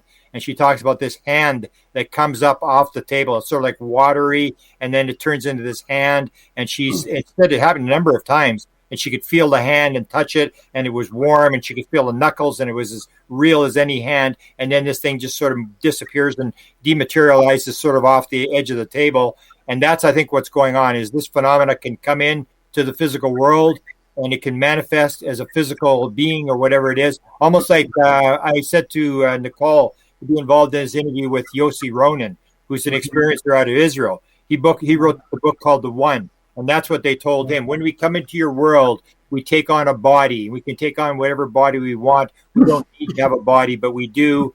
You can do the same thing. You just don't realize it. And that's this. So this whole idea, I always play up the alien thing, but I think it's going to end. When it comes down to it, it's almost like 200 years ago. We don't believe anything we believed 200 years ago in science. And, it just keeps going where it gets more complex and more complex and more complex. And I think it's going to be a lot less physical than people think it is. But I just use the word alien. It may have some ET component somehow, but still it's much more complex than just this, nuts and bolts. An alien got lost, or they land. The one story we had where they land and the guy comes out of the craft, and he asks this guy, gives him a pail and goes and asks him to get a pail of water for him. And it's like, come across the galaxy and you're looking for a pail of water. It's to me, it's always comes to this theory of wow thing, that they want you to see it, they want you to look at it, they want you to think about it, but they pull the rug out from under you when you try to figure out what it is. They never give you the full answer, and it's just to make us reevaluate the fact we're not alone, that the world is much more complex than we think it is. So that's my thing on alien. Maybe Nicole, you can talk about your take on the word we used, alien. Well, I think it's kind of like you said, it gives us something to push back on, because I don't think either of us really think it's aliens, like extraterrestrial aliens. And I think it's the same, like the lingo's wrong, or they're trying to get us to change it, like UFO to UAP. Like, I'm always going to say UFO. I might throw out UAP every once in a while. It's just like this transition from calling them ET to aliens to ultra extra terrestrial dimensional, like future time travelers. We started calling it the phenomenon, or I like it when you refer to it as the intelligence. It's the intelligence, and that I think encompasses more than just ufology. Like, we try to push that envelope of the spiritual or the paranormal, and so the intelligence makes sense to me. Last week I did a presentation on the presidents, and then I say, what does the president actually know? And I start quoting the highest level people, because that's how I got into the presidents. The highest level person you can find. What does this person say? Just listen carefully to what they're saying, and you get people like Jim Semivan saying, "How do you describe it when there does not appear to be any there?" And this is a guy who had the beings in his room. He was face to face with the intelligence. Right. Lou Elizondo saying, "Well, is it off-world or on-world? Well, there's other possibilities." He starts sort of going down this road of saying, "Well, there could be other things." He starts talking about quantum physics. And I remember Yossi Ronan came to me when that happened. He said, "Did you hear what Lou Elizondo said?" I said, "Yeah, I heard what Lou Elizondo said." And he said, so we did a podcast on just what Lou Elizondo said, where Lou said, "Hey, open your mind. This may not be as alien as you think it is." And when I got this high level intelligence back, where I asked, did this guy actually say this? And the thing was, because we cannot control the phenomena, we watch the people that the phenomena affects. And that's this whole idea where Kit Green tells Jim Peniston that we're doing we've got 8 guys and we're doing this study on experiencers. And we're trying to figure out how do they pop in and pop out. So this whole idea that these high level guys realize this is not as simple as we think it is, or even like to the stars. People don't even pick up on this.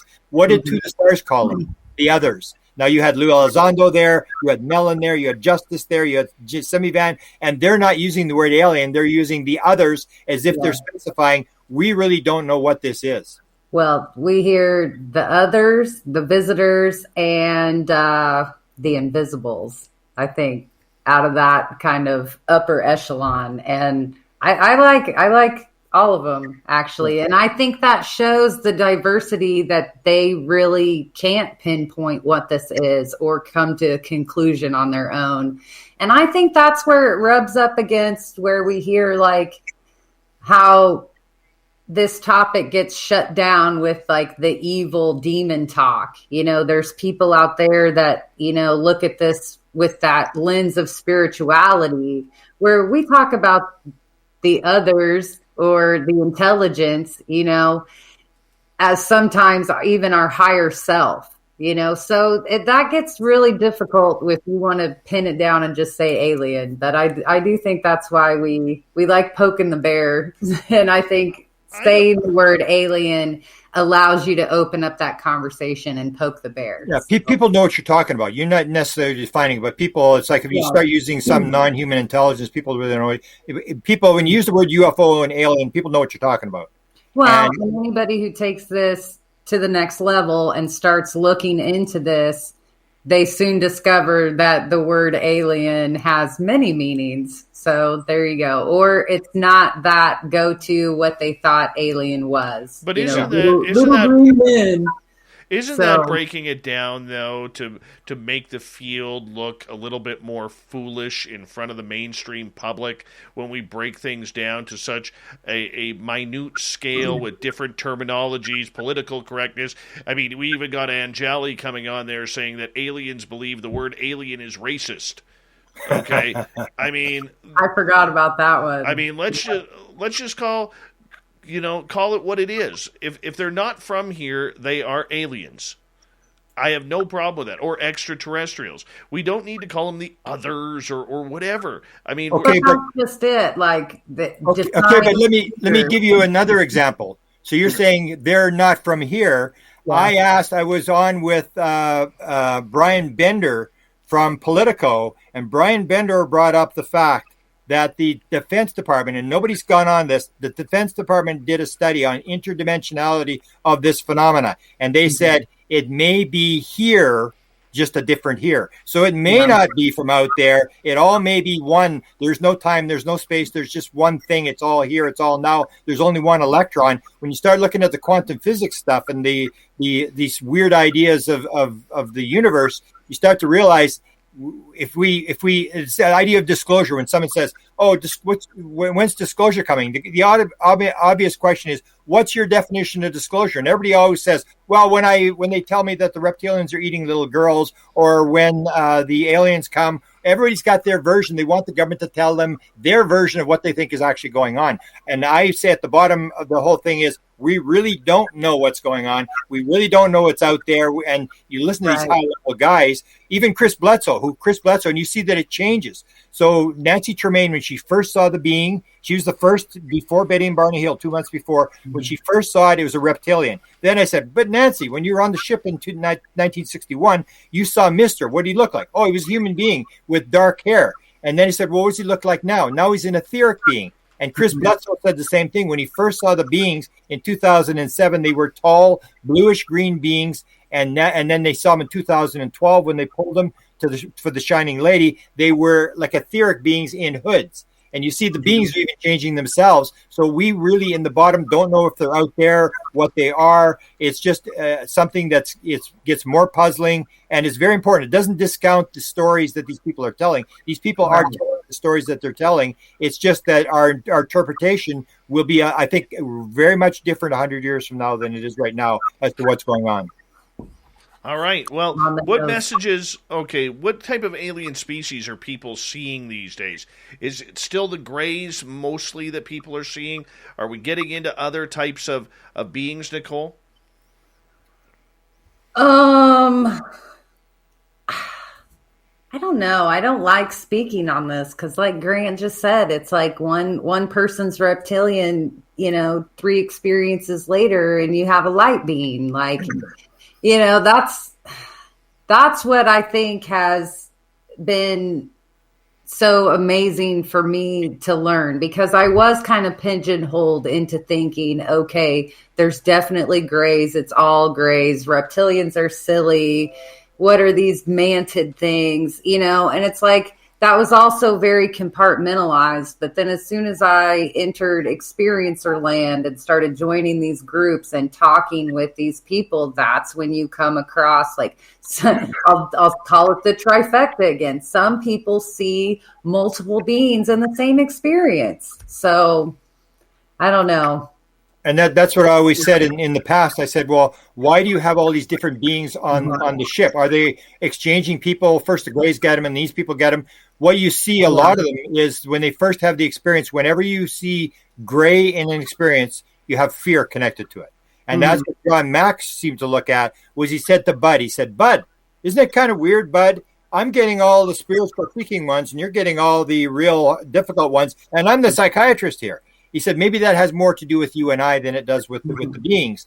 And that's this whole idea of manifestation, that somebody will see a gray and it's all fear, their first experiences with a gray. And then later on, it changes like Chris Bledsoe, where it's etheric beings. And it's, the etheric being is the number one. The energy being is bigger than the grays. The grays are not number one.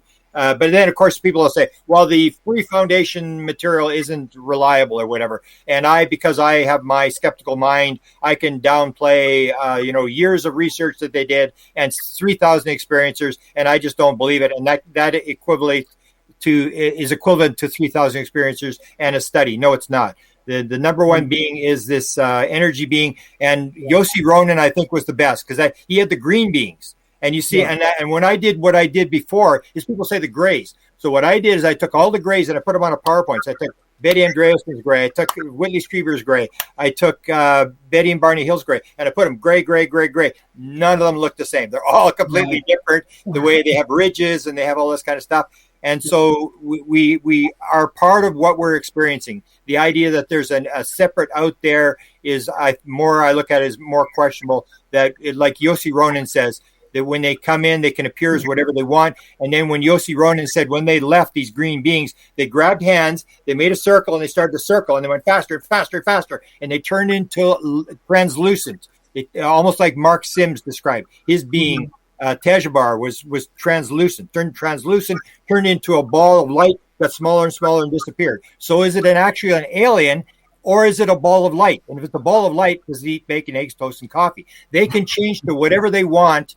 And I maintain they are changing as they go along with experiences, because experiencers will describe through their experience, the beings are changing as their experience goes on, becomes less fearful, the beings change. So it's just a sort of a empty pit of not making any sense. And I think we are part of the experience we're having. It makes sense when we follow this train of thought or this hypothesis we have about you get what you give, or you get what you bring into it. Like, and you brought up the grays kind of manifest if there's fear involved.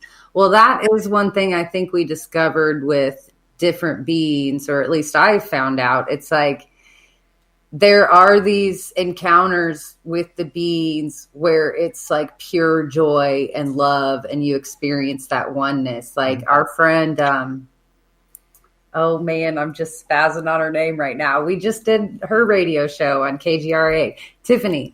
She talks about the mantis beings, and everybody that talks about the mantis, it's like overwhelming love. It's like that parental child love. It's just like undeniable. So I know a lot of people describe that from the light beings as well.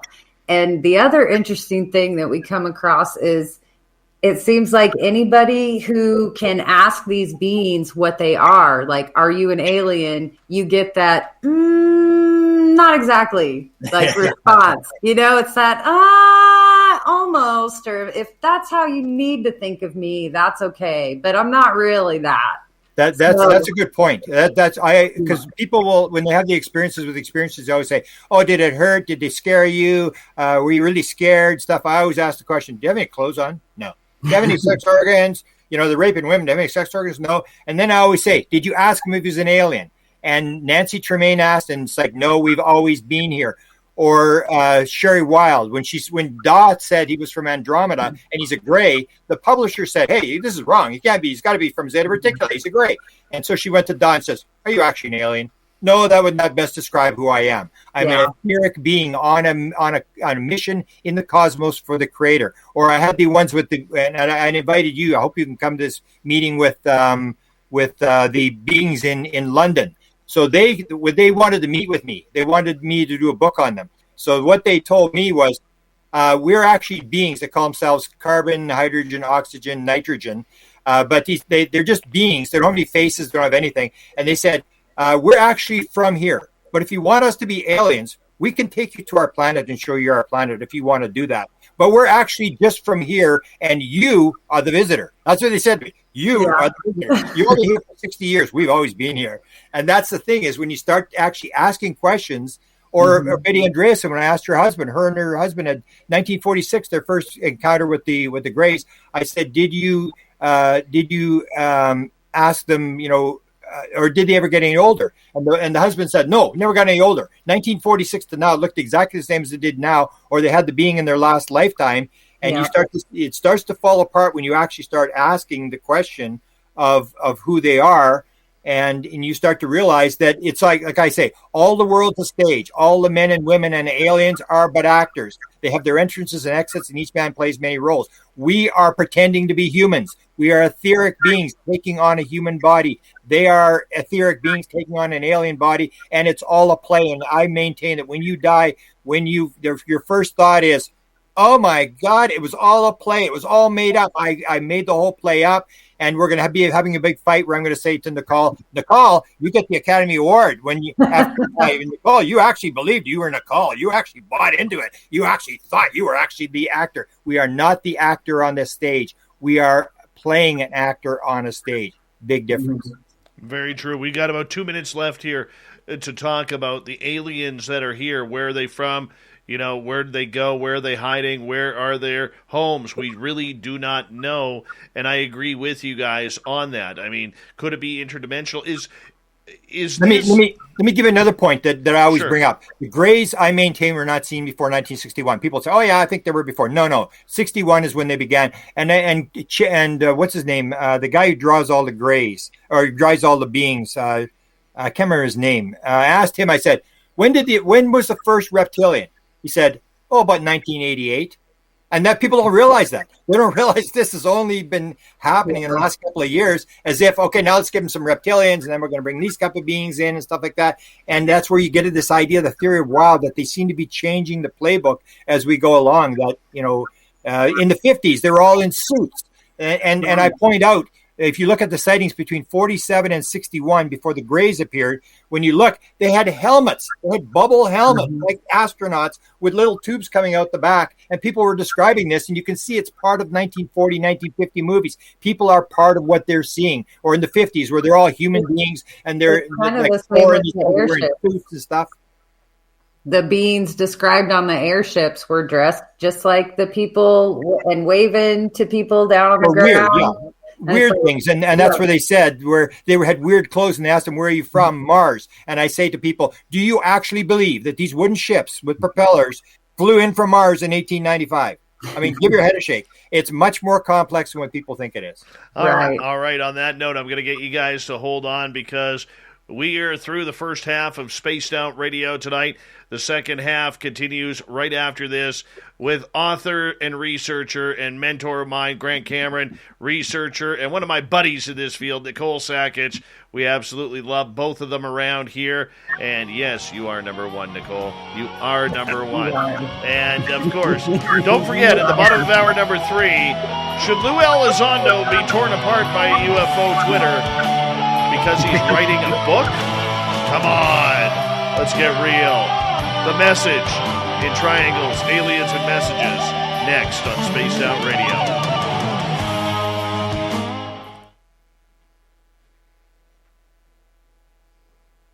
All right, we're clear. Good. Well, I guess what I could throw into that last bit about aliens is, my downloads have been, you don't need to see us. You don't need to see we're there. We're here. You don't need to see what we look like. And then when I was doing all that intense meditation and trying to channel my thoughts, and I was asking to see them, and I got the eyes.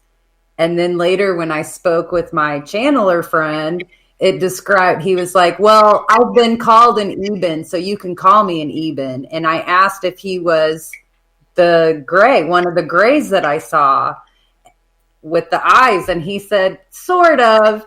I am 1 or 3. I can be all 3 or 1 or 2 or 3. Yeah. So, they can move into whatever. It's like, but that's all I saw were the almond eyes. And it made me even go, what? And they I did not see like a physical body. It was like the eyes, and then my vortex just was gone. It was like seeing him through the James Bond tunnel when his gun scopes across, like that was my vision. 3 sets of eyes, and then just dissipated into nothing. So I think that was my teaser. It was like, well, we got to show her something so she'll meditate on something else. And that's where I say that when you look at the beings, you don't get beings who come in and they have dinner with you and they're there for a couple of weeks or whatever. You have this little glimpse. You get a little like a little wow thing. It's like, wow, what's going on here? And that's all they show you, and they make you think, and they drag you down that sort of rabbit hole. And then I don't know how many people you've heard talk about this experience, but I've now come across 3 people who encounter the grays as children, and they're really apprehensive at first. And then it's like, so their second encounter, a dead relative will be there to like let them know that it's okay to go with these beings. And then the experience changes for them, and it's good from then on out. So yeah. And I believe Chris Bledsoe used to, he talked about one time about cowboys when he was a little kid, these little cowboys that he was playing with or whatever, something like that. And that's the thing they're using the screen image, and Stan Sparks mentioned that. I remember the story where he's on board the ship and the being appears as a military guy. And he said, you're playing games again. You're screen imaging. You haven't even got the right uniform on. And he said, as soon as he said that, the uniform changed to the right uniform instantaneously. Yep. That's wild. That's awesome. So they can get in your head. That's what Barbara Streisand's stepson told me. When they come into the world, they go into your head, and they use what's in your head to teach you a lesson. And if you're in fear, they're going to use fear to teach you a lesson. All they can do is use what's in your head to teach you. So they're taking stuff out of your mind, and they're manipulating it around, and that's how they're teaching you the message. But they're not. I don't believe they're in this world. They're in this other wave world or whatever, and they come in and they interact with us. It's just crazy to think that there's a UFO that's there that we just happen to capture, because people always describe the same thing. It was there. It wasn't doing anything. It was only there for a couple of seconds and it disappeared. And everybody has the same sort of weird story where they get triggered and they go down the rabbit hole. And Yep. I just put my hand up. I'm one. By the way, Kira and Science Melinda from Australia, there is no such thing as vegan salami or vegan bacon. There's no such thing. Thank you. There is no such thing. All right? No such thing. You can't hide cow food in fake bacon or fake salami. You can't. All right. You know, this is a hot topic for me right now, and I can usually be pretty positive about any food or people's diet, but I won't name the restaurant I work for, but we have a burger that's a veggie burger. And you cook it from frozen, which is fine. But when this thing's thawing on the grill cooking, it looks exactly like one of those cat food cans that you just go, and then the whole thing comes out. I know, and terrible. I'm so grossed out every time I cook this. I would rather wrestle an octopus or a squid live and serve it than cook this veggie burger. Okay, guys, so hold on one second. Thank you to G West, Marty, Ange, Kira, Space Cow, Pascal, Bob, Abe, and Simon for the super chats. Oh, you guys are killing me here. Let's just get this shit rolling.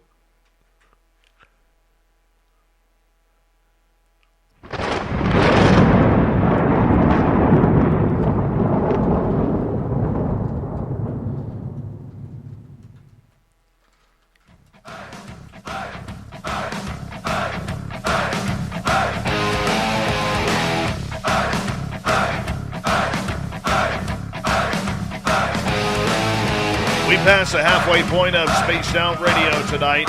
My name is Dave Scott. Thank you so much for taking the time to join us. We really do appreciate earning your listening ears. Oh, if you could have heard the conversation during the break. Hey, I want to remind you that you can check out all of our free archives by going to youtube.com/Spaced Out Radio. Do me the favor, hit that subscribe button. Our website is spacedoutradio.com, where we have a plethora of features for you, including rocking out to Bumblefoot and reading up on Captain Shirk's SOR Newswire. Check out all our brand new swag as well. And you can follow us on Twitter at Spaced Out Radio and on Instagram, Spaced Out Radio Show. We continue on tonight. Triangles, Aliens, and the Messages. The brand new book by Grant Cameron and Nicole Sakach can be found on Amazon. Now, you got to go buy this one because this is the first time Nicole has her name on a book, and she will autograph it for you. She will autograph it for you for sure. Thank you so much, guys, for joining us. We really do appreciate it. And let's start off with the message. What is the message that we are hearing, Grant? Well, maybe Nicole can talk about what's in the book. I don't remember what was in the book where you put messages. The message to me is because the triangles really didn't give any messages. That's the thing about the weird thing about the triangle. They never landed. They really didn't get any messages, and nobody got abducted. So that would tend to indicate something weird different is going on. The message to me, the beings, this is my personal opinion. I believe it's the oneness message. That is the number one message they want. Everything is one. Everything's connected. The free survey showed 54% of all experiencers claimed they were talked to about oneness and love. So it goes to the near-death experience message, the psychedelic message, all the contact modalities. When you get down into them, they get into this thing about the fact that it's all one thing, and we're separating, we're parsing. And if you don't stop the parsing and me versus you, this country versus that country, this state versus that state, this color versus that color, this political party versus the other political party, you're just going to wipe yourself out. It just gets more divided, more fights, that we are all one. It's the idea that everything is divinity.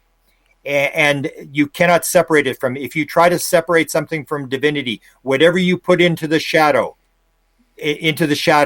will draw you into the shadows with it. That everything is divine, everything's part of the divine, everything's connected, and we're all playing these roles. And whatever you damn, whoever you damn damns you back. And so this is the message. And the other message that people will commonly report is this idea about the nuclear weapons, the environment and the nuclear weapons, that we're messing up the world.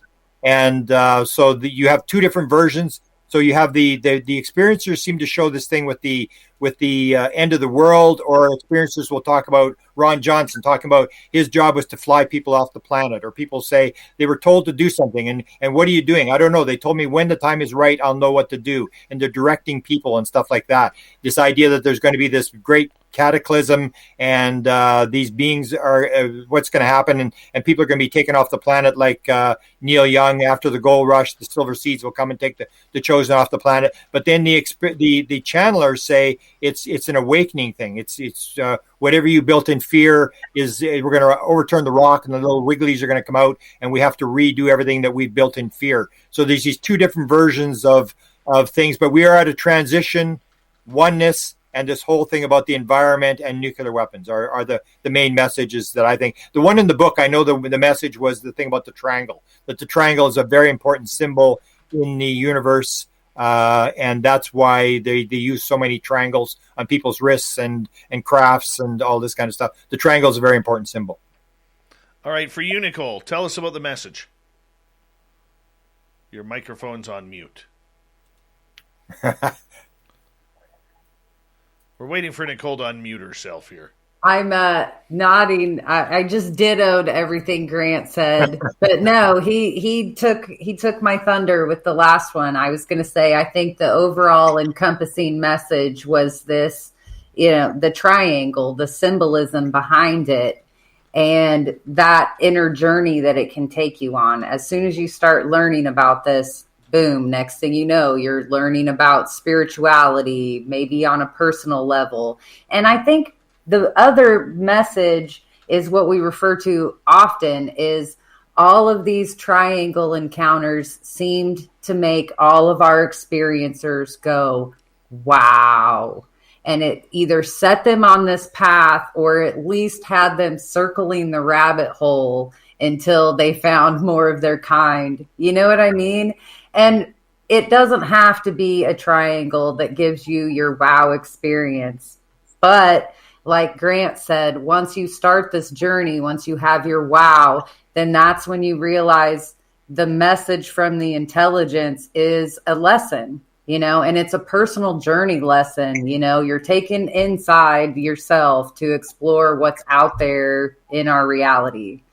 And I think that's the best message. Now, the common theme of messages, oneness, like Grant said, it's no nukes, but it's even, I think, broader than nukes now at this point. It's an entire environmental movement. It's take care of yourself, take care of each other, take care of the planet, that sort of message. Unity, oneness. Oneness doesn't mean we all have to get along. Like, that's the interesting thing about unity, and oneness.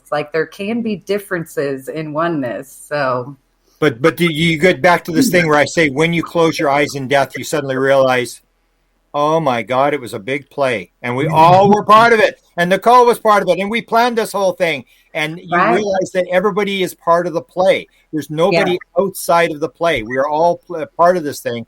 And that's where the important stuff, where you get into near-death experiences and the Michael Newton work and all these kind of things, where you start to realize the world is so much more complex than what we think it is. We always wanted it down as sort of a random, meaningless universe, and we're biological robots in it.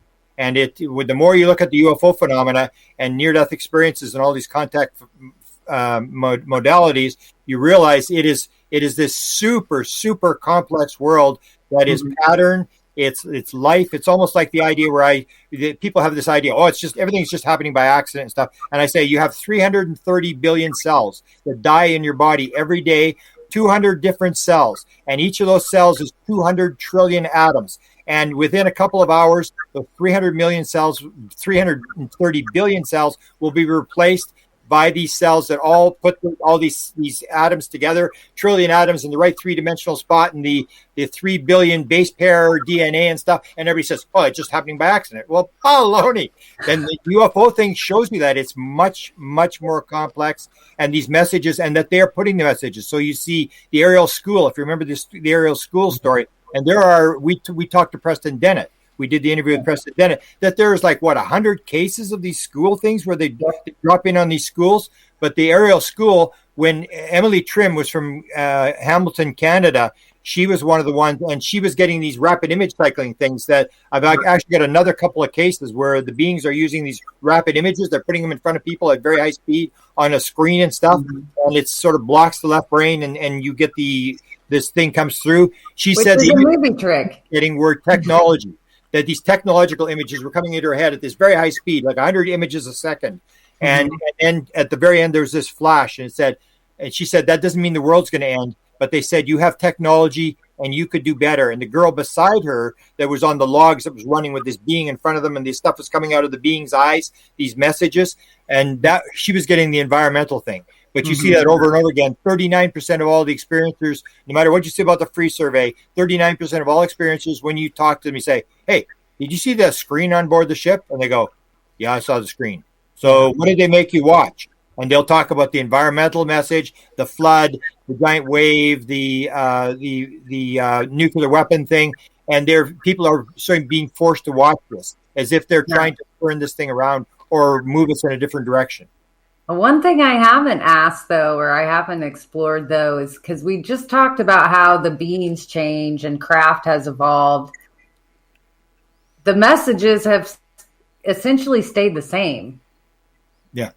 Yeah, the nuclear one for sure. And I don't know if you heard my series. I did a podcast series on nuclear weapons, and I look at the 6-Day War. I look at the Yom Kippur War and the UFO sightings and the connection to nuclear weapons, and my sighting that happened a couple of weeks after the end of the Vietnam War. And Travis Walton was taken in the middle of these UFOs inside the nuclear weapon storage areas at the SAC bases and stuff like that.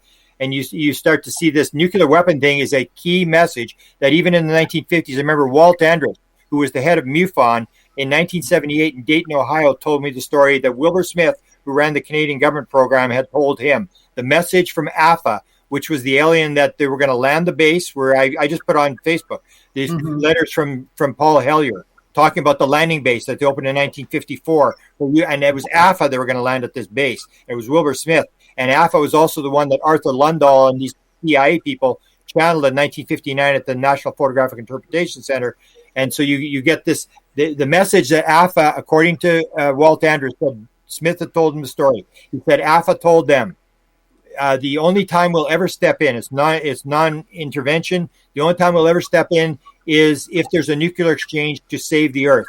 Other than that, we will allow the human race to stew in its own juices. So the nuclear message, even the Adamski thing, when Adamski, think about contactees, Adamski, everybody writes Adamski off, but people fail to realize that Adamski appeared a couple of days after the detonation of the hydrogen bomb, which was different than the atomic bomb because you couldn't destroy the world with the atomic bomb. But when you developed the hydrogen bomb, then you had the power to destroy the world. And that's when the contactees, nobody in the contact world saw anything before 1952. There was really no contacts between 47 and 52. As soon as they detonated the hydrogen bomb, suddenly all these contactees are out there telling us to stop the nuclear weapons, and these people are going for rides on flying saucers.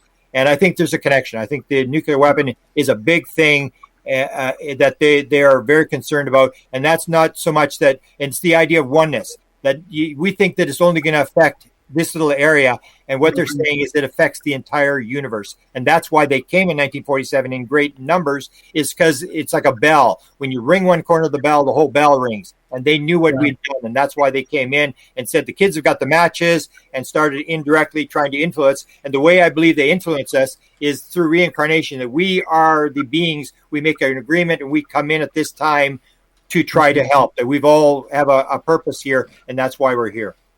Yep. Now, are these messages coming through downloads or actual communication during abduction? Well, all experiencers are showing, like the 39% of people with the screens, they'll describe the screen. Stan Sparks is the first to describe it, where he would take all these people, and he had hundreds of people sitting in front of these screens. He said, "Oh, great, I got a job. They gave me a job," and he's all excited. And they're all watching these screens with these environmental images. So yeah, the experiencers are getting them. I mean, I've gotten them myself. People in all sorts of contact modalities, channeling. Desta has got. In fact, I'm doing a book now called the 10 things that they gave us that might save the world. Things that came in recently that I think may have been given us to try to stop the Titanic from hitting the iceberg. But Desta is so far along in terms of contact with whatever the intelligence is. She's people don't know. She never talks about it. And even I only have the odd conversation with her. But when I hear what she's doing and the who she's talking to and what they're telling her, I'm definitely going to do a book. I'm going to get her, we'll change her name or whatever. But this is whole idea that the world is much more complex than you think it is. And it's coming through contactees. It's coming through near-death experience people. All these people are to get in the field. All the materials in the field. And people find various ways to get in the field and get the message. But it's all, I think, the same sort of messages that it's all divine. It's all one thing. There's only, the idea is only one electron. You're a participatory universe. You're part of what you're seeing. These are the kind of messages, but it's coming through all different modalities. But the contactees are big. A lot of the experiencers on board ships will tell you about the screen. They'll tell you about the messages that they're being given. Dave Grant brought up Adamski, and that's when the experiencer bashing started. So with each wave of a step forward in the community, and we all give ourselves a notch in the win category, then it's like almost like clockwork. Then you can expect some form of experiencer getting attacked or backlash or called crazy or something. So and there's an important part to that is that the experience, the intelligence may actually be sabotaging its own people. I have that idea that they don't give you the whole thing. They could land on the White House lawn and tell us what's going on, but they're not. So they sort of sabotage their own sort of witnesses to give this plausible deniability. And I think that's part of what they're doing, because when you get the Adamski thing, we wrote them off, and then we went to the Greys. Then we're writing them off. But I think all the people are having clear experiences because, as I said, like 1895, they were saying they're from Mars. We now don't believe it. But in 1995, they believed they were from Mars. And in 1950s, they're saying we're from Venus, we're from Mars, we're from the moon. I don't think all these people are lying. I think they were actually being told this. And that's the whole thing. They're talking to you at whatever level you're at. And like the thing with Barbara Streisand's stepson, wherever you're at, they'll talk to you. So 100 years from now, because if they came in 1895 and started talking about quantum physics and the simulated universe or whatever, the people in 1895 are going, what? Oh, what are you talking about? They have to talk to you at their level. That's why maybe one of the underlying messages is inspiration. Like the message is in what it inspires. It's almost like you said, it's timelessness. It's what will happen or has happened or everything is happening right now. We're the same electron. So it's almost like it's pushing that envelope for us to, to manifest our own destiny. It's like we get a glimpse of what the self-created universe is about to unleash. And that's maybe why it gives the fail-safe. Like you said, it's almost like the aliens set experiencers up somehow. Maybe that's that little gifting theory. Like we suppose, like each country, each superpower was gifted these crafts. So if they use it against each other, they're never going to get anywhere with the technology. Well, maybe that's the gift of the experience too. Like if you don't use it to further the oneness, the good agenda, that the message, that the lesson that they're trying to teach, maybe they cut you off at the knees. Grant, or we're part of this idea that we came in because 37% of all 37% of all experiencers have had a near-death experience, and most of them have had two. So the question is, if you're considering these random events, why does this person happen to be an experiencer taken aboard a ship, and he also happens to have a near-death experience? Well, maybe it's not random. Maybe we planned all this and we came in. And the latest one I heard was because I wrote a whole book called Inspired, where I look at all these things about the trauma. There's always a trauma event that opens up somebody to like Chris Bledsoe. He was very, very sick when this happened. He was, near death. He had shut his business down. You have these traumas. The latest one I heard was Tesla. The whole thing started when his brother got killed in a horse accident. He watched his brother get killed in a horse accident. And that's when he became having these visions and stuff like that. And that's where you see this thing where we trigger it in ourselves. We come in and we are part of the whole thing, that we come in, and then we have these events which we think are bad events, near-death experiences, which open us up, get us into the filter, and then we start putting this material out. That's not random either. The near-death experiences I don't think are random. The experiencer thing aren't random. Even Chris Bledsoe, they actually asked me, they just did the experience with him with the transcript, and I had the transcript. And they said, well, how did you have it? I said, well, Chris gave it to me, I guess. And they said to Chris, they said, when did you first meet them? And Chris said, they have been with me since before I was born.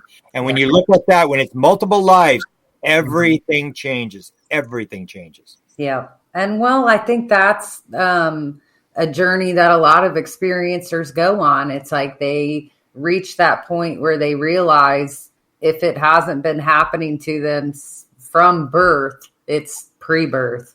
And that's where I think the lingo throws people off too, where you say like a pre-birth, like contract thing, like that makes it sound so final, but it's also like you're making that decision right now for yourself in the future that's already happening in the past. Yeah. And the important thing to remember is, if you've studied the Michael Newton, where most of this stuff comes from, and some of the other people who have been doing it recently, it's not that you're told to do this. You and I plan it. We plan what we're going to come into the world to do, and we make agreements with each other. We're the ones. It's not we're being forced to do this. It's all a play, and we are part of the play. And we come in here just the same as the beings come in here, and you play the aliens, and next time I'll play the aliens. I was the alien last time, and I'm going to abduct you. And that's what you got to realize. If it is what Newton said, and that was 7,000 people that they regressed. If that is true, that this is like a simulated universe, and it's all arranged. And every life we plan our life, and then we have free will to pull out of contracts or whatever. But we are the masters of our own destiny. We can't blame Hillary Clinton and Putin and the Chinese and all this kind of stuff. We are the ones that are dealing the cards of the deck. Right. That's why it starts with, taking care of yourself. Yeah. Taking care of the earth, Let's sneak in a question here from Jonathan, because earlier on, Grant, you said the Greys didn't show up until 1961. Yeah. He's wondering then, what were the bodies in 47 in Roswell? I asked Wilbur Smith. His son, James Smith, was his oldest son. Wilbur Smith, there was a story going around with what they called the Inner Circle. There was 5 Inner Circle people that he had worked with. One was from the Defense Department, one from the Navy, one from the Air Force and stuff. And I asked his son, I said, is it true that you asked your father before he died about the bodies in the craft? He said, yes, I did. He said, when my father, he had lower bowel cancer, he knew he was dying. And he said, when they knew there's nothing more they could do him, he said, yes, there was. I said, were they Greys? He said, no, my father did not describe them as Greys. He described them as little people looking like us. Wilbur Smith said, they could pass on the street. I would know who they are, but you would not. So that was the thing where, and people have switched. Like I brought up the thing about the Greys in 1954. Everybody wants to get Eisenhower with the Greys at Edwards Air Force Base. I said, this makes absolutely no sense, this story. We made a contract with the Greys to abduct people in exchange for technology. Number one, the Greys can abduct, if they're abducting people, they can do any abduction they want. You're not going to stop them. You don't need a treaty. And if they break the treaty, what are you going to do? Take them to court?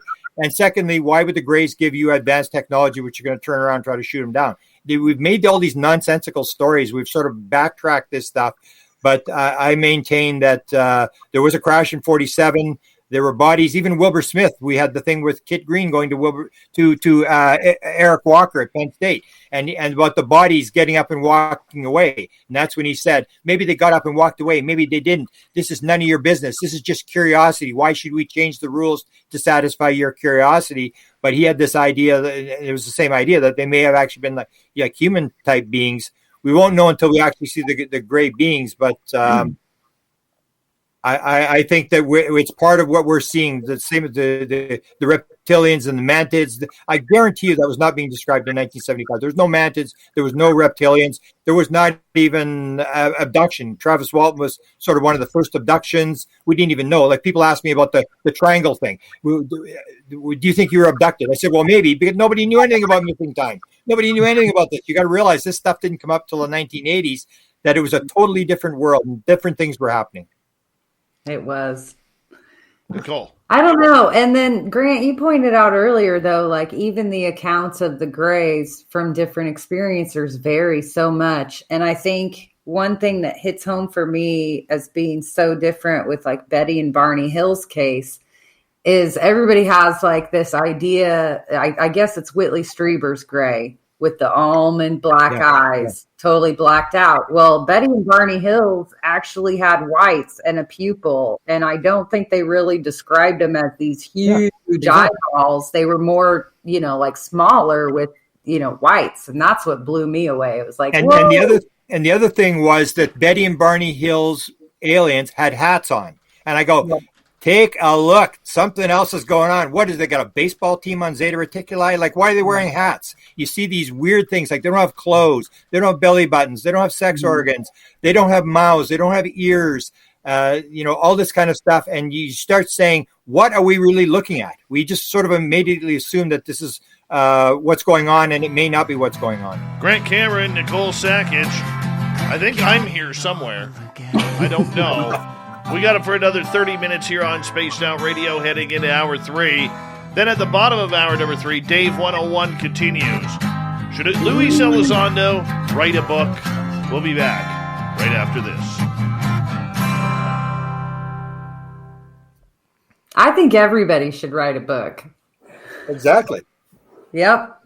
Especially the experiencers, because that they all, when I asked them, I say, did like Sherry Wild, Did they force you to write it? She said, yeah, because she had the thing where she was looking at the word program and she never used the word program, and it was on page 3.5. And she was really upset about her experience. She actually tried to commit suicide a couple times. And she said, she looked at this 3.5 pages of writing. She goes, oh no, we're not going there. No way, we're going there. And then she wrote the book, and then her family takes the restraining order to stop her from publishing the book. And she fights through on this thing. And they all become messiahs. As soon as they write it down, then I guess your self-image, and you're not really afraid to talk about it anymore. Once you get an experience, you're talking about it, then suddenly they become like the messiah, and they want to tell everybody about it. Well, and that's what I think the effect of Anjali going from, her one podcast interview to being in DC, it's like we saw that springboard of confidence, and I think she has a close circle around her. So, some of us, go big or go home. That's what I think she did. She took it. So maybe you should get an interview with her. We'll interview her and we'll press her on the facts. We'll see. Maybe that'll be our first interview of 2022. Nicole, I will say this. I sent her a message. Mm-hmm. Haven't heard back, but if she comes on, you can come with me. There you go. There you go. Yeah, I'm that guy.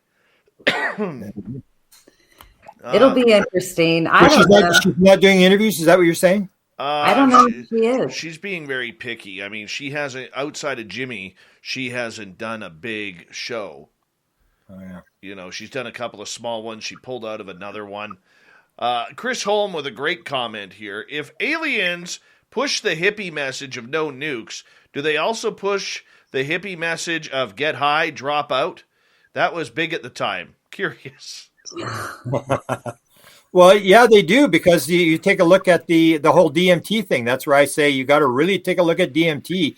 That 50% of the people that do the DMT in Strassman's survey saw beings, and he kept it secret for many years. He was floored. He could not. He would say to them, "Do you think you've been abducted?" And they go, "No, I wasn't abducted. I don't think so." And he was horrified by this whole thing. And that's why I heard one of the stories was he stopped the DMT research at New Mexico University because he was so horrified by these beings that were showing up. And when you take a look, I think a quarter of them have the being. Even one gets raped by a reptilian. Some guy gets raped by a reptilian. You get the same story, and you got to say, what's going on here? I agree. We'll take some audience questions next. Ooh. You know, even with Dr. Persinger's work with the God helmet, you know, just discovering, you know, that lobe where the activity is. And like he just simply put it, if you're ultra Christian, you're going to experience God, you know, or Jesus. You know, if you're a Buddhist, you might see Buddha or your enlightened self, you know, and he just laid it out there like that. But he even, I've heard him like sidebar joke. It's like, if you believe, I want to say the Smurfs, it's like somebody manifested Papa Smurf, like, you know, something like that. So, I mean, that sort of lobe and creativity, you know, which ties into our 3 talk and triangles. You know, the left side is often in the trifecta connected to divinity. So is it the voice of God speaking to you? Because we know the right hand of God is Jesus, right? So there's lore that the left side is like the word of God, which is Gabriel or represented as an angel. But it could just be like that link to the divinity, because we all have the trifecta within us. Well, I think once you break clear, it's like a radio. It's like a radio. You just change the frequency, whether you're using trauma or psychedelics, and you tune in. You're either the actor, the director, or what? Or all the above. Right. Or the screenwriter. Yeah, and that's where I think people are going to be kind of surprised, where they're going to realize like it was all. Or my father. I always tell a story. My father, 2 days before he died, his father came to see him. Mm-hmm. And he died in 1956. So I say, why did my grandfather come to my father as his grandfather or as my grandfather? Because if he came as any of his other 1,000 lives, my father wouldn't have known who he was, and it wouldn't have meant anything. So you can appear as whatever you want to appear as. And it's all about messaging. It's all about trying to get something across. And ghosts can do it, and beings can do it. And we think that we're stuck in this physical world, and everything is the way it is. We think we're actually the player on the stage. We're actually the actor, and we start every sentence with I and me, and we think things are physical and we own them. Even the idea of the owning, where the Nimitz thing, where they're in our airspace. Well, no. Nobody owns the airspace, and if anybody owns it, it's like the beings in Great Britain. We were here first. You're the visitor. It's our airspace. Right. Anybody owns it. So, Grant, what would you say out of all the lessons we only got like 25 seconds, Nick. I'm going to get you to hold off on that. We'll sidebar with that later. Yeah, sidebar with it later, if you don't mind. Big thank you to Chris, Patrick, Spooky, G. West, Marty, Ozzy, Ange, Kira, Space Cow, Pascal, Bob, Abe, and Simon for the super chats. Thank you to all the veterans out there who have tuned us in tonight. We really do appreciate it. And here we go, everyone, with hour number 3.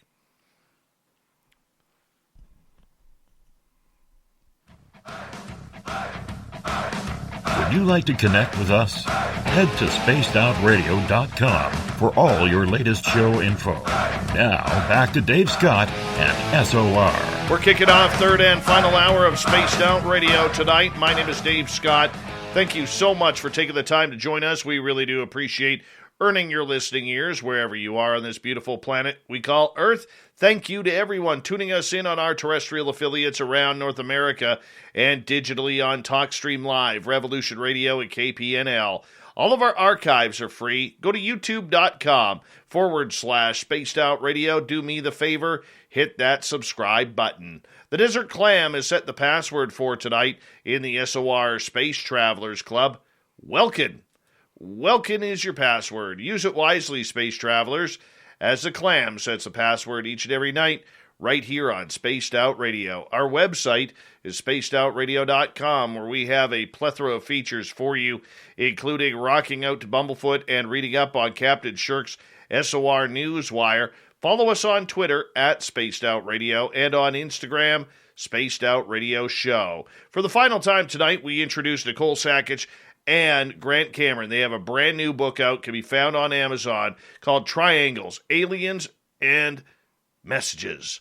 Yes, it's a beautiful book. We highly suggest that you guys get it for your UFO library. And we're going to take some audience questions, Grant and Nicole. Right off the bat, Apollo 11 is asking, are UFOs related events increasing in numbers over the years? Nicole's taking off. Okay, I'll tell you what I say. I remember the Canadians always used to do a survey. Yeah, the Canadians always used to do a survey, and they say, "Oh, there's like double the sightings there was last year." And in this time, and there was all these sightings in Saskatchewan or something. It's like, how many investigators are there that are filing the cases? So if you got twice the investigators, you're going to have twice the cases. I don't think that really matters. I think it's more important to look at the particular cases and what people are being told. Because sightings are just, again, it's like we're going to get into this thing with sightings that we're going to end up gathering 100,000 really good UFO sightings, and we're never going to get past the fact, yeah, UFOs exist. Let's get by that, get into grade 2 and figure out what's going on. That I don't think sightings really are all that significant to me. They prove that something's going on, but we got to get past that. To chime in on that, I will say, I'm channeling Cheryl Costa right now. There you go. Statistically, I think, yes, we've seen an increase in reporting. So the numbers rise. And especially like going back to her work in the Pink Book that's just come out, like especially through COVID, when she's crunched the statistics, like we have had an increase. But I'm going to go with my UFO boss and say it's still just sightings. Like there's those of us in the community. I mean, yes, report them. It's good. We want the data. We need it on the books.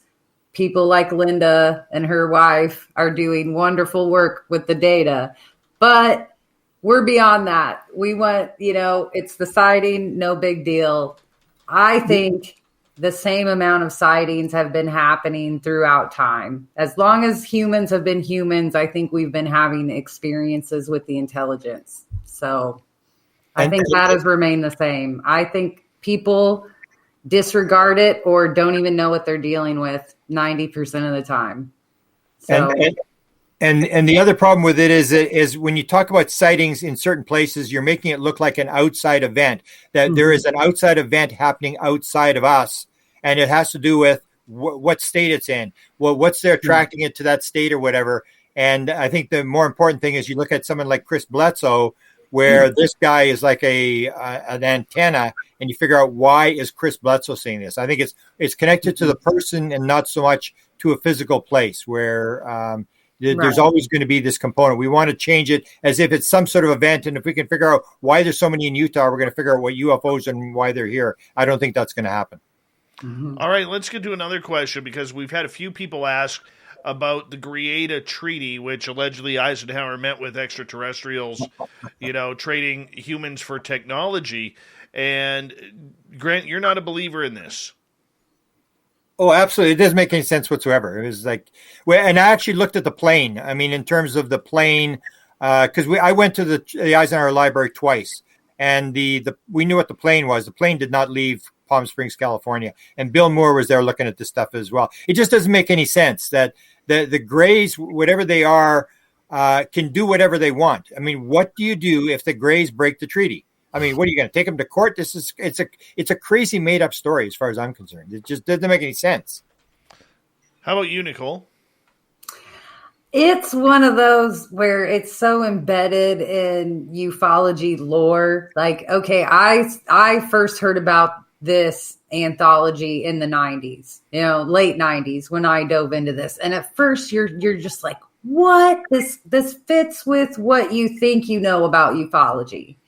And then once you dive in further, like Grant said, just that it doesn't make sense. Like, and the other thing I'll point out is that if you look at the literature, when this thing actually happened, the original story broke about 2 weeks later from a UFO group in California. And they said they were etheric beings that met with Eisenhower. And the story that was going around in the early days, what I heard was that they had levitated stuff across the table, and they had told Eisenhower to stop the nuclear weapons. And Eisenhower said no, We've got to cover this thing up. People cannot know this kind of stuff, that these people have this kind of power. I say if anything did happen, if there wasn't a meeting between the Greys, you look about 7 days after that event, February the 20th, 1954, you look at March the 1st, which was actually February the 28th in the United States. You look at the Pacific, at the Marshall Islands, and you look at the first test of the what's the test called?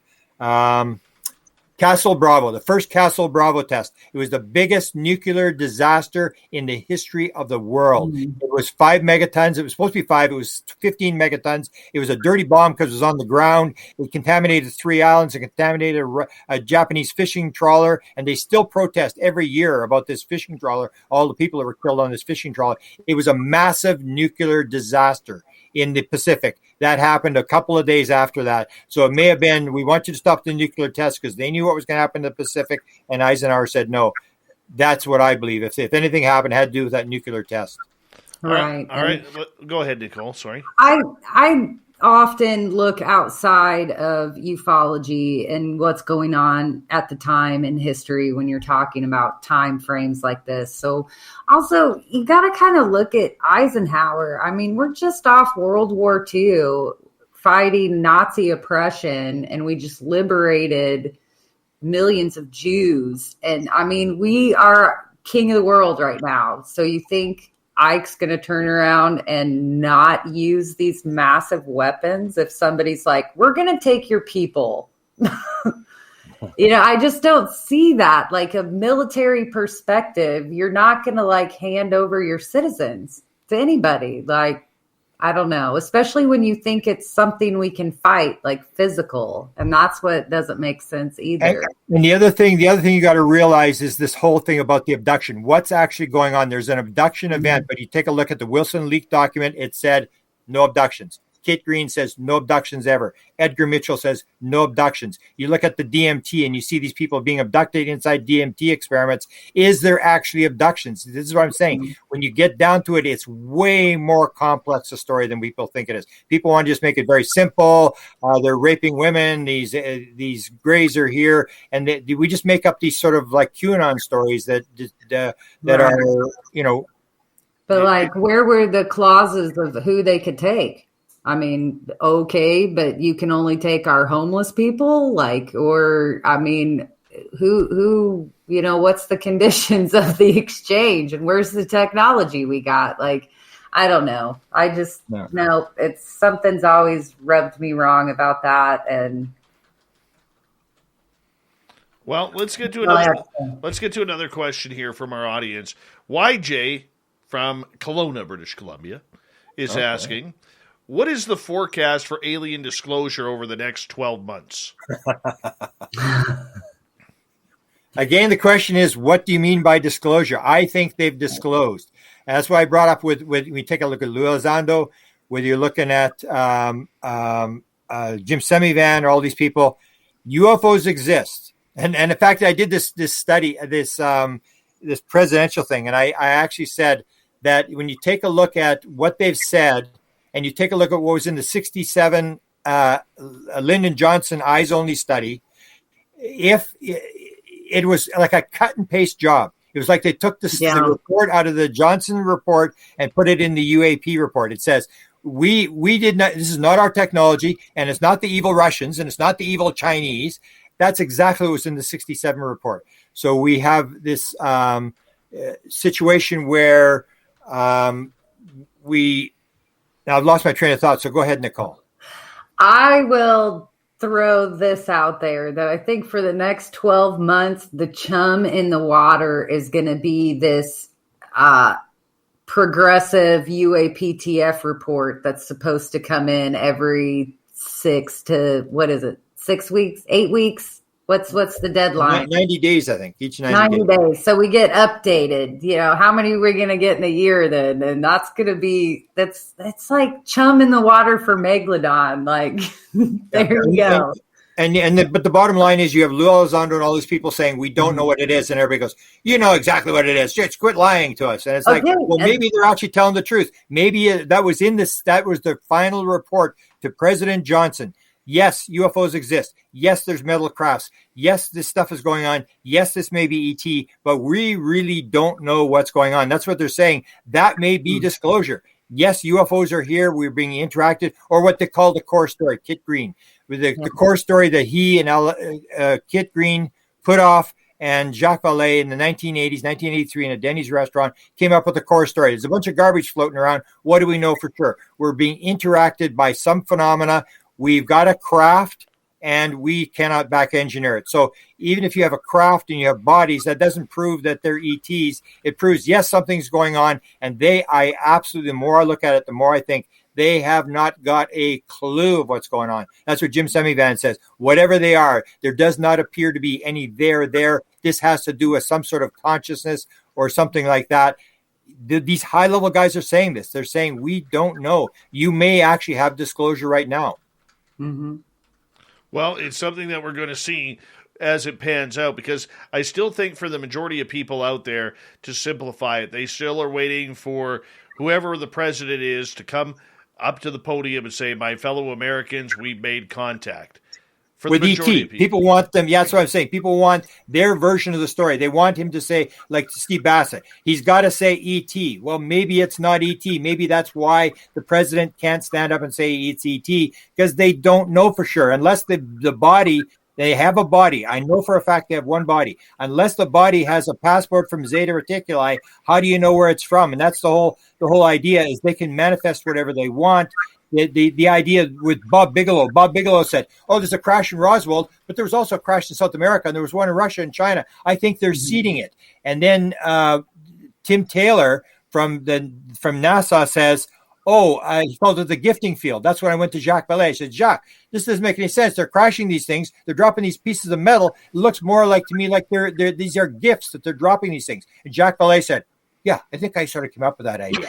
This is the whole idea. It may actually be they're dropping these things, that the bodies in Roswell, they can make them appear, and they're not even bodies. They can make whatever they want drop in there, and they're not crashing, and it's way more complex than people think it is. Mm-hmm. Joe Smith is asking, when was the first black triangle reported? Grant's 1975. 70s, but they weren't reported as triangles till later. Yeah, see, mine, I don't remember any before. Like Marler has some earlier from the 50s, but it's like this odd case, whatever. But mine wasn't a black triangle. And the other thing about the triangles, which is really weird, that we showed, and Marler showed the same thing, is when the triangle flies, it's flying with the back end forward. So it's the point is away from you. And that's what the one that was coming at me that came above the car. And it was either very big or it was very low to the car. Because when I looked in the binoculars, it was the entire field of vision. It was that big above the car, sitting right above the car. But it was the back end that was coming. So it was flying backwards. And everybody describes this thing backwards. You're meaning the flat end, like the flat. So it was like the triangle. The point of the triangle was away from you. It was coming with the flat end towards you. And people always describe this, which doesn't make any sense, which is almost like a clue where they're saying to you, it's like Betty Barty Hill with the hats on. It's like, take a closer look. What is this really? You think it's a triangle. Well, why is it flying backwards? And when you start looking at that, you go, why is it so big? Why is it flying backwards? Maybe it's not a triangle. Maybe it's not what we think it is. We immediately jump on some conclusion and run with it. But the black triangles, I guess the Belgian was sort of the first where the black triangles started to appear. All right. But we didn't get to cover a big mass sighting. I think our person who was supposed to come and talk to us couldn't make the panel, but weren't we going to cover a big sighting in Wales? Belgium. We were going to do the Belgian one. Yeah. But he misread the time. Yeah. So the Belgian was the big one with the military people and stuff like that. And that's where it really got going with the lights in the corner of the triangle and stuff like that. But the triangles are all different. You see the boomerangs and they're all different types, almost like the UFOs. When you start looking at UFO shapes, they're almost always, different variations and sizes and shapes and whatever.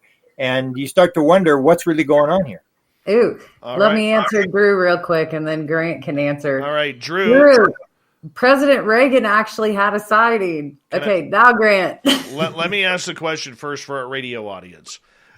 Drew is asking, Grant, how much did Ronald Reagan actually know about the UFO phenomena? Well, the story that was originally told was Steve Allen, who was a comedian in Hollywood, told this story about Reagan coming to a cocktail party in Los Angeles. And Lucille Ball wrote it in her autobiography about Reagan coming in with Nancy, and he was all excited. He was an hour late coming in from Sacramento. And Lucille Ball said, I always wondered whether people would have voted for Reagan if they'd known about this UFO sighting.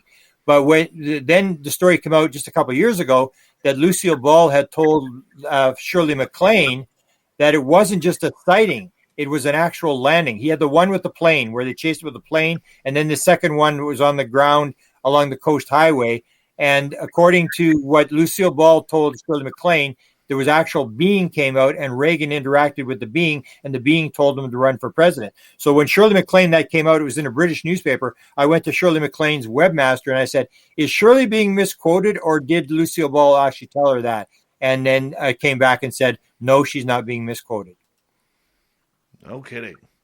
No kidding. All right, Excalibur, we got 5 minutes here. I want to get to a couple more questions. What is Grant's best guess as to whom is flying the triangles, humans or aliens?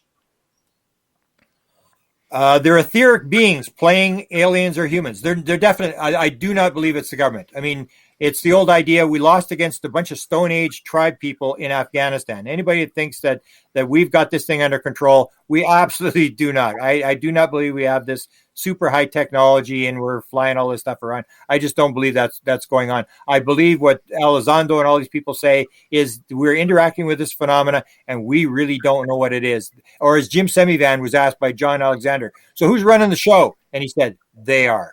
They're running the show. We don't have any of this technology. So it may be etheric beings, but again, it may just be projections. It's all a dream. That's what Nancy Tremaine was told. It's all a big play for the creator. It's all a dream. It's not, the world is not as physical as we think it is. So it may be beings. It may be just me projecting it. I'm part of what happened to me. I don't think my sightings were random. And I can't get it's a long story, but my sightings were definitely, looking back, were not random events. They were intended for me to get out there and get dragged down into the rabbit hole. There's no other way to explain what happened to me. All right, let's get to another question here from our audience. And where are we here? This one's from Jim. So we got about 4 minutes. What do the aliens want from us concerning instructions on living? I mentioned it already. It's the oneness message. I will bet all my cards. It's the oneness message. Get it together. You're all one thing. Quit parsing it. Everything is connected. That is the number one message, I believe. Nicole, what's your thoughts? Ditto. It's all connected. I think it falls back to that. Take care of yourself. You know, if you want to say your body's a temple, you know, take care of your mental self. Take care of your physical self. Take care of the environment around you. Yeah.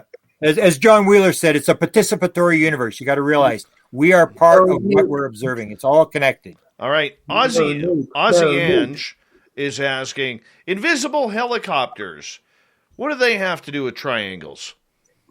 Again, you look at it and it's more complex. So there's a guy, Tony Bintz is a friend of mine. Long story with the feathers and stuff. A bizarre story happened. He came to see me in the United States, and he had these helicopters that would fly 50 feet over his head. One was a police helicopter. One was a military helicopter. One was a black helicopter. And they were like 50, 100 feet over his head. And I said, these are happening over London? He said, yeah. I said, this doesn't make any sense. What's going on? And then he showed me 2 photographs with UFOs in the helicopter photograph. So I put it on Facebook. I bet you a dozen cases. So what's the chances that you're going to get a helicopter with a UFO, a mysterious helicopter after a UFO experience with a UFO in it? And you start to wonder, is this actually a helicopter or is this something they want us to think it's a helicopter? That's what I'm saying. The phenomena, I guarantee you, is going to get more and more complex. It's not what it appears to be. It's like 1492. It appeared that the world was flat. It appeared that the sun went around the earth. We were the center of the universe. It appeared that way. The wider your perspective is, the more you see, the more you realize that what you thought was going on is not going on. It's going to be 1,000 times more complex than what people think it is. All right. Final question from our audience. From Space Cow, good Canadian kid. Will aliens have to have a COVID passport, Grant? I'll let Nicole answer that one. I decline to answer that one. I cannot speak on behalf of the aliens and whether or not they are offended by our massive virus. Let me. You want controversy? So let me give the guy controversy. I call it the oneness virus. I say that I invented it. It's got to do with oneness. It's to tell you the virus is to say it's all connected. You don't think you're connected? This proves it. Just keep going. Mm-hmm. We're going to show you we're all connected. We are all part of the same system. And the sooner we learn that, the sooner we're going to save ourselves. Nicole, you get the final word tonight. Where can people find your new book? Amazon.com. Search for Grant Cameron, and it'll come up. And you'll sign books. And we'll sign books, both of us. It's going to be work to get that golden first Grant and Nicole signature. Who's going to make that happen? I don't know. We got a nice picture of Grant Cameron on our website under the SOR fan club or the fan zone, where he is, holding up his Spaced Out Radio T-shirt and poster. And Nicole, your picture is going to be going up there pretty quick as well. So we really appreciate you guys. Grant Cameron, you are a hero and mentor of mine. I love you, man. Thank you for everything that you do for ufology. Nicole Sakach, well, you know what I think of you. You're number one. You are number one. And that's where we'll leave it right there. Coming up next, I'm getting into Elizondo. He's writing a new book. He's got a book deal, but apparently ufology doesn't want him to have a book deal. I'm telling you why he should when we come back on Spaced Out Radio. Dave 101 next.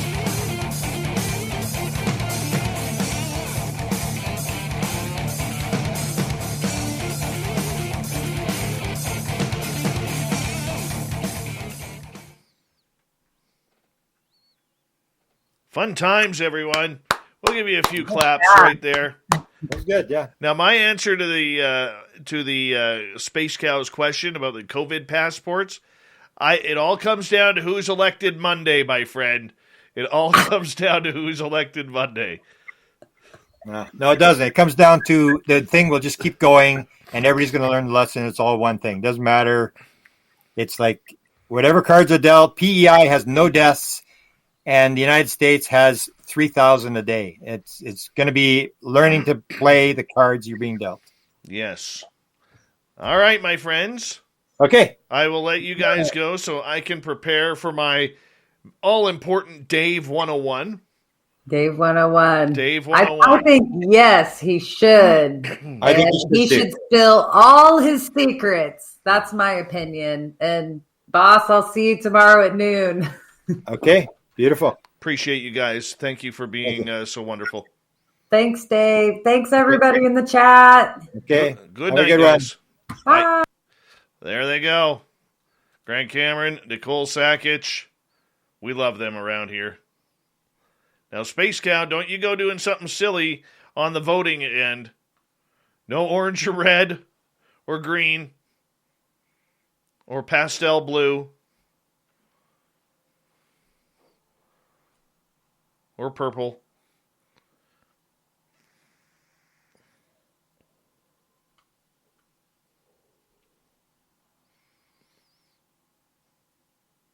Or dark blue. Oh, you already voted. I haven't voted yet. I have not voted. No, Fedora John is tomorrow night. That was a good show. That was a very good show. Yes, I will be voting Monday for the Canadian Prime Ministerial election. We are all Chad Smith, by the way. Americans, Canadians, Aussies, Brits. Hey, Brian, how you doing, buddy?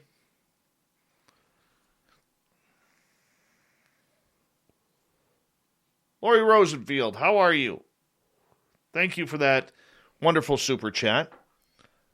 Anya, welcome and thank you. Thank you, Chris and Patrick and Spooky and G West, Marty, Aussie Ange, and Vegan Kara. Kira, and Space Cow, and Pascal, and Bob, and Abe, and Simon, and Theodore.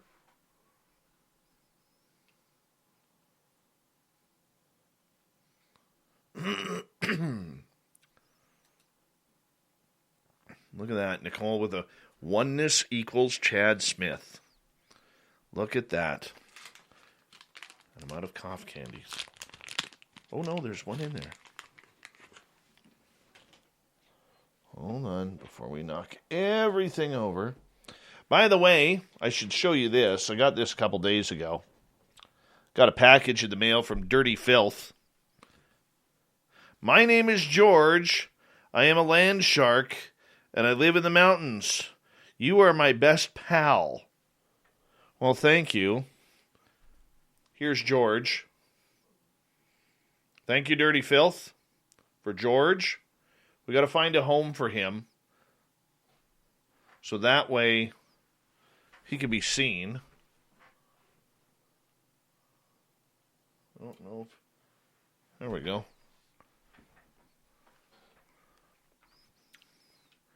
Appreciate that, Dirty Fylth. Lori, you can blame me for your lack of sleep. I don't mind. It's not the first time.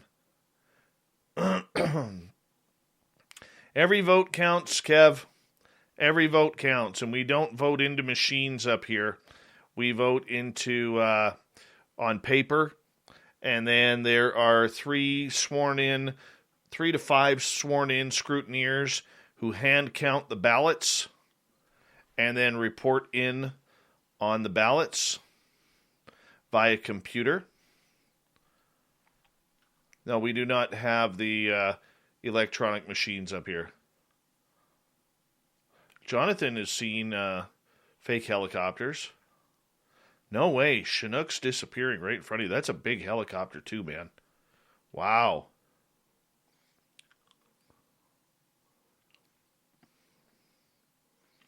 I haven't seen my bear in a while. I think he's kind of moved on to a different area.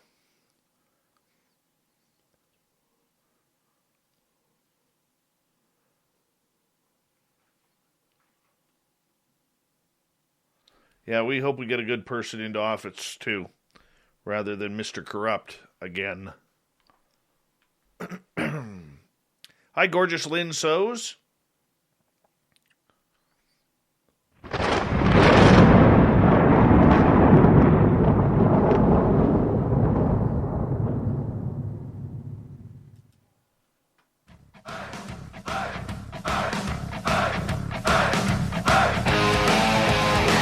Third, we're heading for home tonight on Spaced Out Radio. My name is Dave Scott. Thank you so much for taking the time to join us. We really do appreciate earning your listening ears. Want to remind you that if you missed most of this show or others, check out our free archives by going to youtube.com/Spaced Out Radio. Do me the favor, hit that subscribe button. Our website is spacedoutradio.com, where we have a plethora of features for you, including rocking out to Bumblefoot and reading up on Captain Shirk's SOR Newswire. Follow us on Twitter at Spaced Out Radio and on Instagram, Spaced Out Radio Show. It's time once again for Dave 101.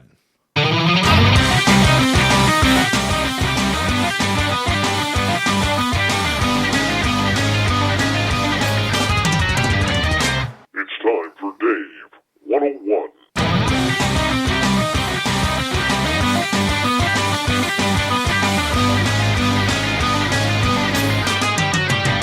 All right, it's once again where I'm going to give my opinion on things. Why? Because, well, it's my show. I kind of have that ability to do so. So here we go. Lou Elizondo, the former head of the ATIP program, former popular guy with the To the Stars Academy, literally called the demigod of UFO Twitter. People literally will bow and pray to old Lou and his fantastic chin hair. Well, there's a big debate in the UFO field, if you haven't heard by now, that Mr. Elizondo has signed a book deal. Why is this even news? People should be excited for this. Yet, this news of Elizondo signing a book deal where there was actually a bidding war for his story between publishers is absolutely tearing apart parts of ufology. Why? You have the section that is there saying, good on you, Lou. I'm going to buy this book. This is going to be great. And then you have the other section of ufology saying, this is BS. This is garbage. He shouldn't be writing a book. He doesn't need to profit off of this. Well, let's see. Mr. Elizondo can write a book, and he should. Why? Because we need to hear his story. We need to learn about the man from his own words. So far on almost every podcast and radio show and television interview, he has this aura of mystique to him. He says a lot without saying a lot, for the most part. We don't know the man. We don't know where he was born. We don't know a lot of questions about his military career, his background, how he truly got into UFOs. Does he really hate the Two of the Stars Academy and Tom DeLonge? Is that the reason why he quit? We need to find out. But here's the other side we forget about Lou. He is human. He has a longtime wife. He's got 2 children that are grown up. He's got mortgage. He's got bills. Just like you and I. Internet costs money. Cable costs money. The NFL channel costs money, even though I don't think he's a sports fan. Outside of lifting weights. Hydro costs money. Electricity costs money. Food costs money. Gas. Insurance. He's got to pay it somehow. We do know that he is a government contractor. What we don't know is he probably lost a ton of money through this whole To the Stars Academy fiasco. How much, we don't know. But I'm sure if you were in his position as well, you'd want to write a book about your story as well, especially if companies are literally upbidding each other to try and get your story. Now, there's a lot of people in ufology that do not like Elizondo for a number of reasons. Number one, he's a government spook. Once a spook, always a spook. Can't trust the spook. How can you trust the spook to give you the truth, the whole truth, and nothing but the truth? So help you God. Because his job, for a number of years before UFOs became the topic du jour, was to keep this all silent. And now he wants to play the good guy, the hero, wants to wear the UFO cape. Now, I've talked to Lou a few times, and I'm going to tell you right now, at first, I didn't care for the guy. I didn't want to trust the guy. Now, I think he's a good dude. I do. On a personal level. Do we know what his intentions truly are? No, we do not. Maybe a book will tell us. But there's this great divide in ufology that for some reason, you're not allowed to make money. You're not allowed to make money off your story because that means you've sold out. The biggest con excuse ever. Oh, that person sold out. This person sold out. Travis Walton sold out for the movie. Lou's selling out for a book. It's hogwash. Everybody's allowed to make money. Everybody's allowed to make money off of something they love. The worst part about it is some of his biggest critics are authors who make money off their books, YouTube podcasters who make money off of their channel and their live super chats. But Lou's not allowed to make money off his book. No, that's selling out. Now, there are some people also upset that Lou is holding on to some stories that are apparently going to blow our minds. Of course he is. That would say that he's been talking about doing a book for a long, long time. We need this book. Ufology needs this book. because it may give us those little secrets, those little tidbits that we get, those little scraps that mice feed on after a dinner at a barbecue outside. We need those. We need those. Why? Because that's all we get. That's all ufology ever gets. And for people to criticize Lou for telling his story, whatever that story may be, it's ridiculous. I want to learn about the man. I want to learn about his childhood, his military career, how he got involved with the government and the alphabet agencies that led him to the Pentagon. I want to know if he'll come out as an experiencer. Imagine that. Imagine if Lou Elizondo comes out as an experiencer. For so long we've heard Lou talk UAPs, we don't know where they're from, foreign adversaries, threat narratives, we've heard it all. But what happens if in that book we find out that Lou's got aliens? What happens if in that book he tells us a story of his own encounters? Whether it happened during his time at ATIP, or whether it happened on his personal time, maybe growing up, or later on in life. How would that change the entire perception of Lou Elizondo? Think about that. I've already gone on record saying I believe that Elizondo is an experiencer. You can go back to our first interview, about 25 minutes in with him, when I asked him if he's seen extraterrestrials. Without saying it, in my opinion, he completely admits that he did, and has. So the point that I'm getting at is, he's allowed to make money. We are all allowed to make money.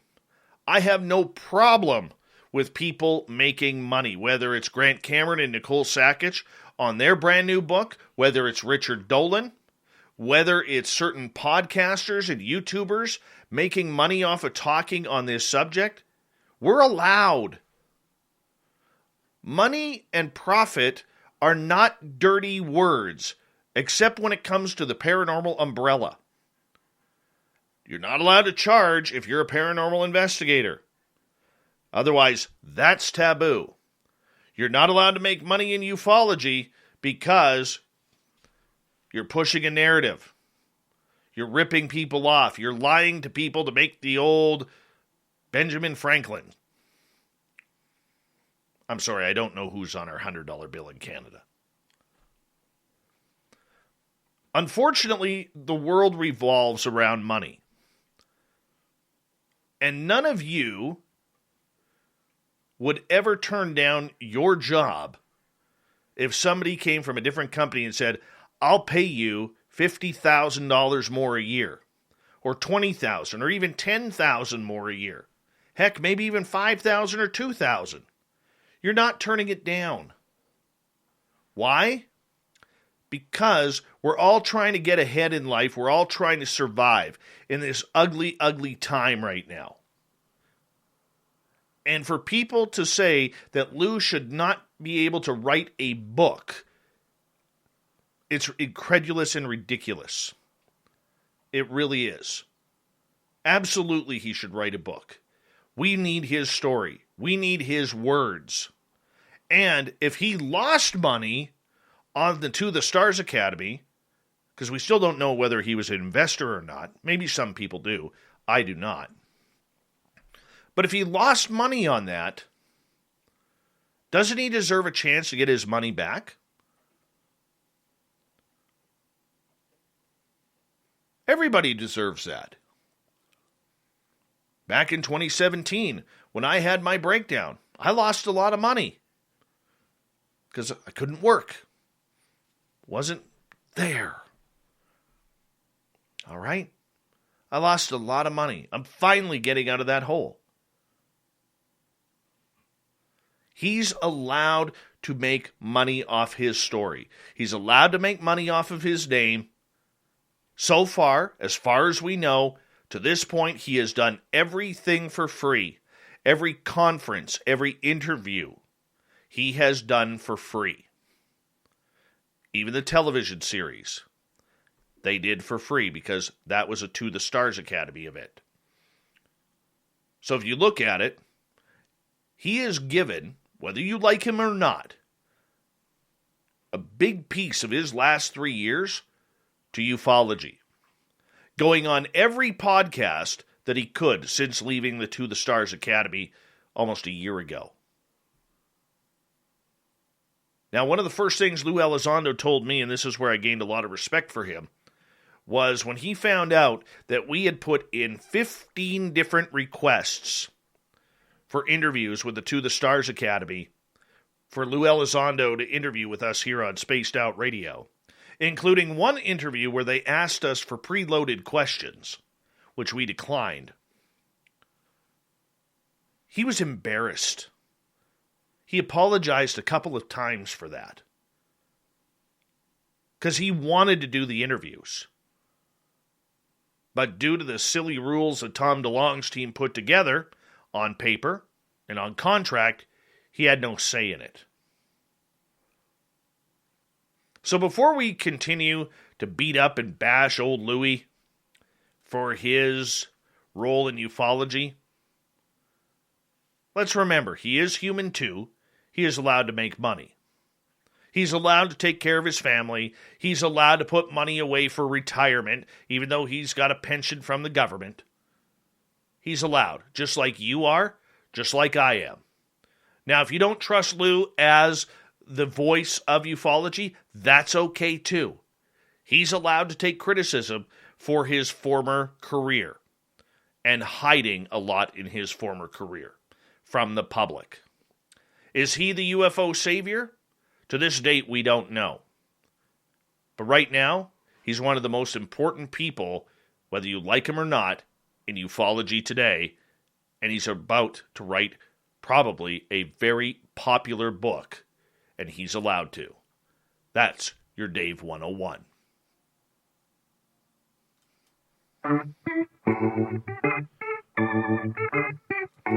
Oh, we're playing the wrong music there. Son of a gun. Let's go with this one.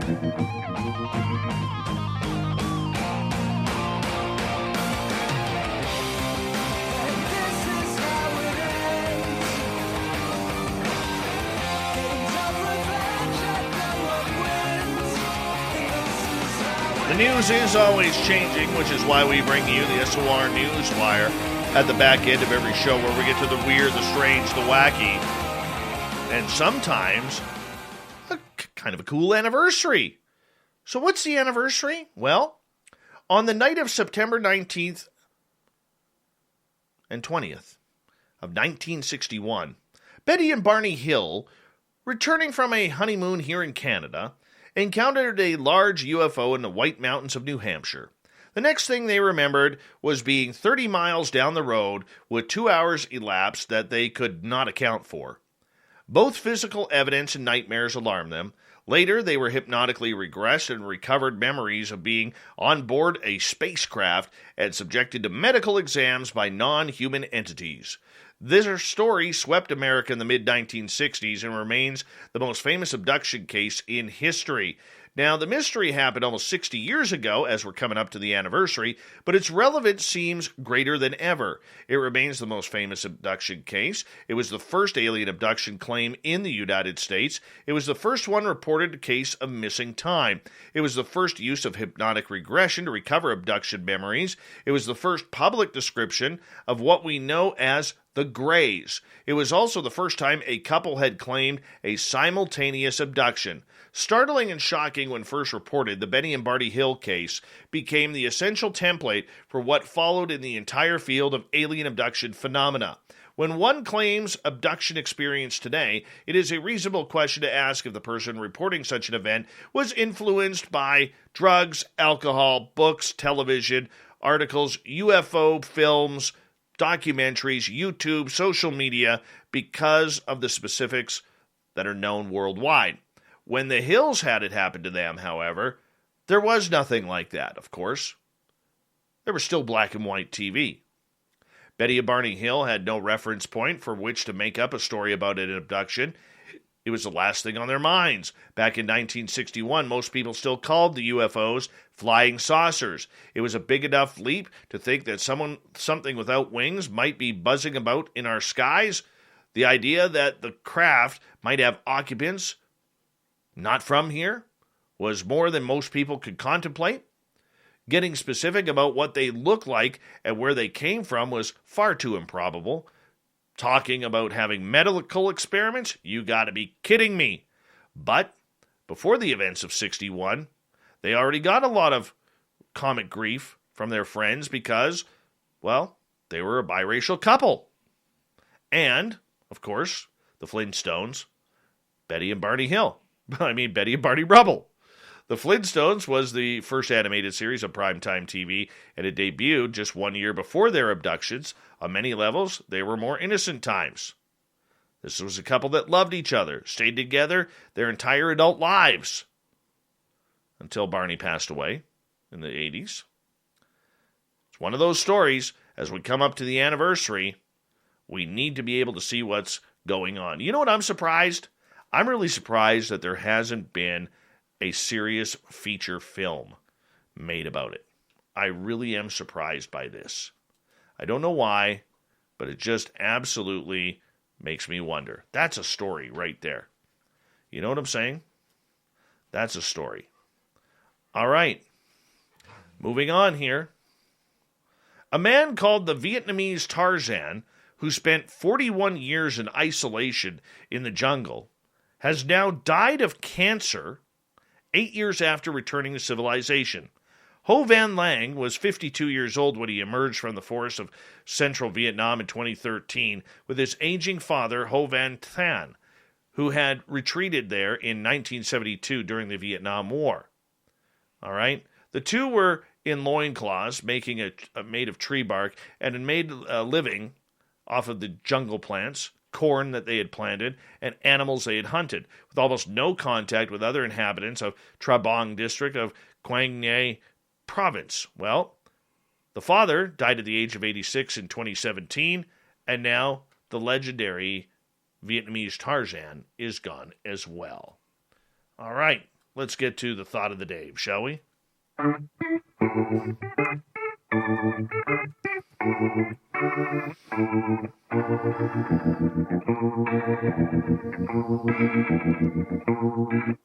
Thought of the Dave happens every night at this time, where we ask a question on our Facebook and Twitter pages, then read your responses on the air because we love the audience participation around here. Today's Thought of the Dave is as follows. Where are we here? Oh yeah, what was the best scene, in your opinion, of the Three Amigos? Three Amigos. How can you not say plethora? That's where I got my favorite word from. The word plethora. Now you all know. Dave always uses the word plethora. Why? Because of the Three Amigos. How could you not? It is a fantastic one. Let's see what else is on Twitter right now. Let's see. We got Mickle saying, I really love them singing the song Blue Shadows. That was beautiful in the desert. Remember that? Cynthia agrees, singing around the campfire. Anna, I haven't seen it in years, but I loved it. Hilarious movie. Andrew, oh great. Real bullets. Remember that? Martin Short a shot. And the tequila shots in the bar. How good was that? El Guapo. How could you not love El Guapo? It is horrid, horrid black and yellow teeth. That is your thought of the day for today. We'll do it all again soon. Thank you to everyone listening in to Shirky Poo's News. Dave 101, Grant Cameron and Nicole Sakach coming in talking about their brand new book, Triangles, Aliens, and Messages. We got Mr. Ron Bumblefoot Thal rocking in the background with Little Brother is Watching. Bumblefoot is the official music of Spaced Out Radio, rocking us in and out of every single show. Get your horns up for the guitar god himself. Special thanks to everybody listening in at home, at work, in your cars, wherever you may be. Thank you to everyone in our chat rooms tonight on YouTube, LGAB, Revolution Radio, Twitch, Spreaker, Facebook, the Space Travelers Club, and on Twitter at hashtag Spaced Out Radio.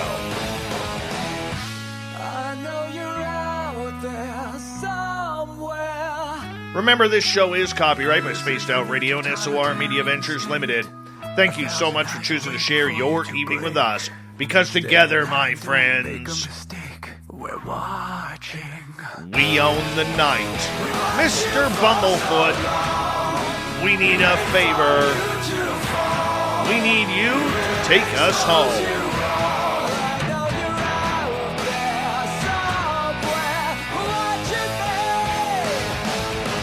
Yes, the Woo Train has docked for the night. But soon, my friends, we shall ride again.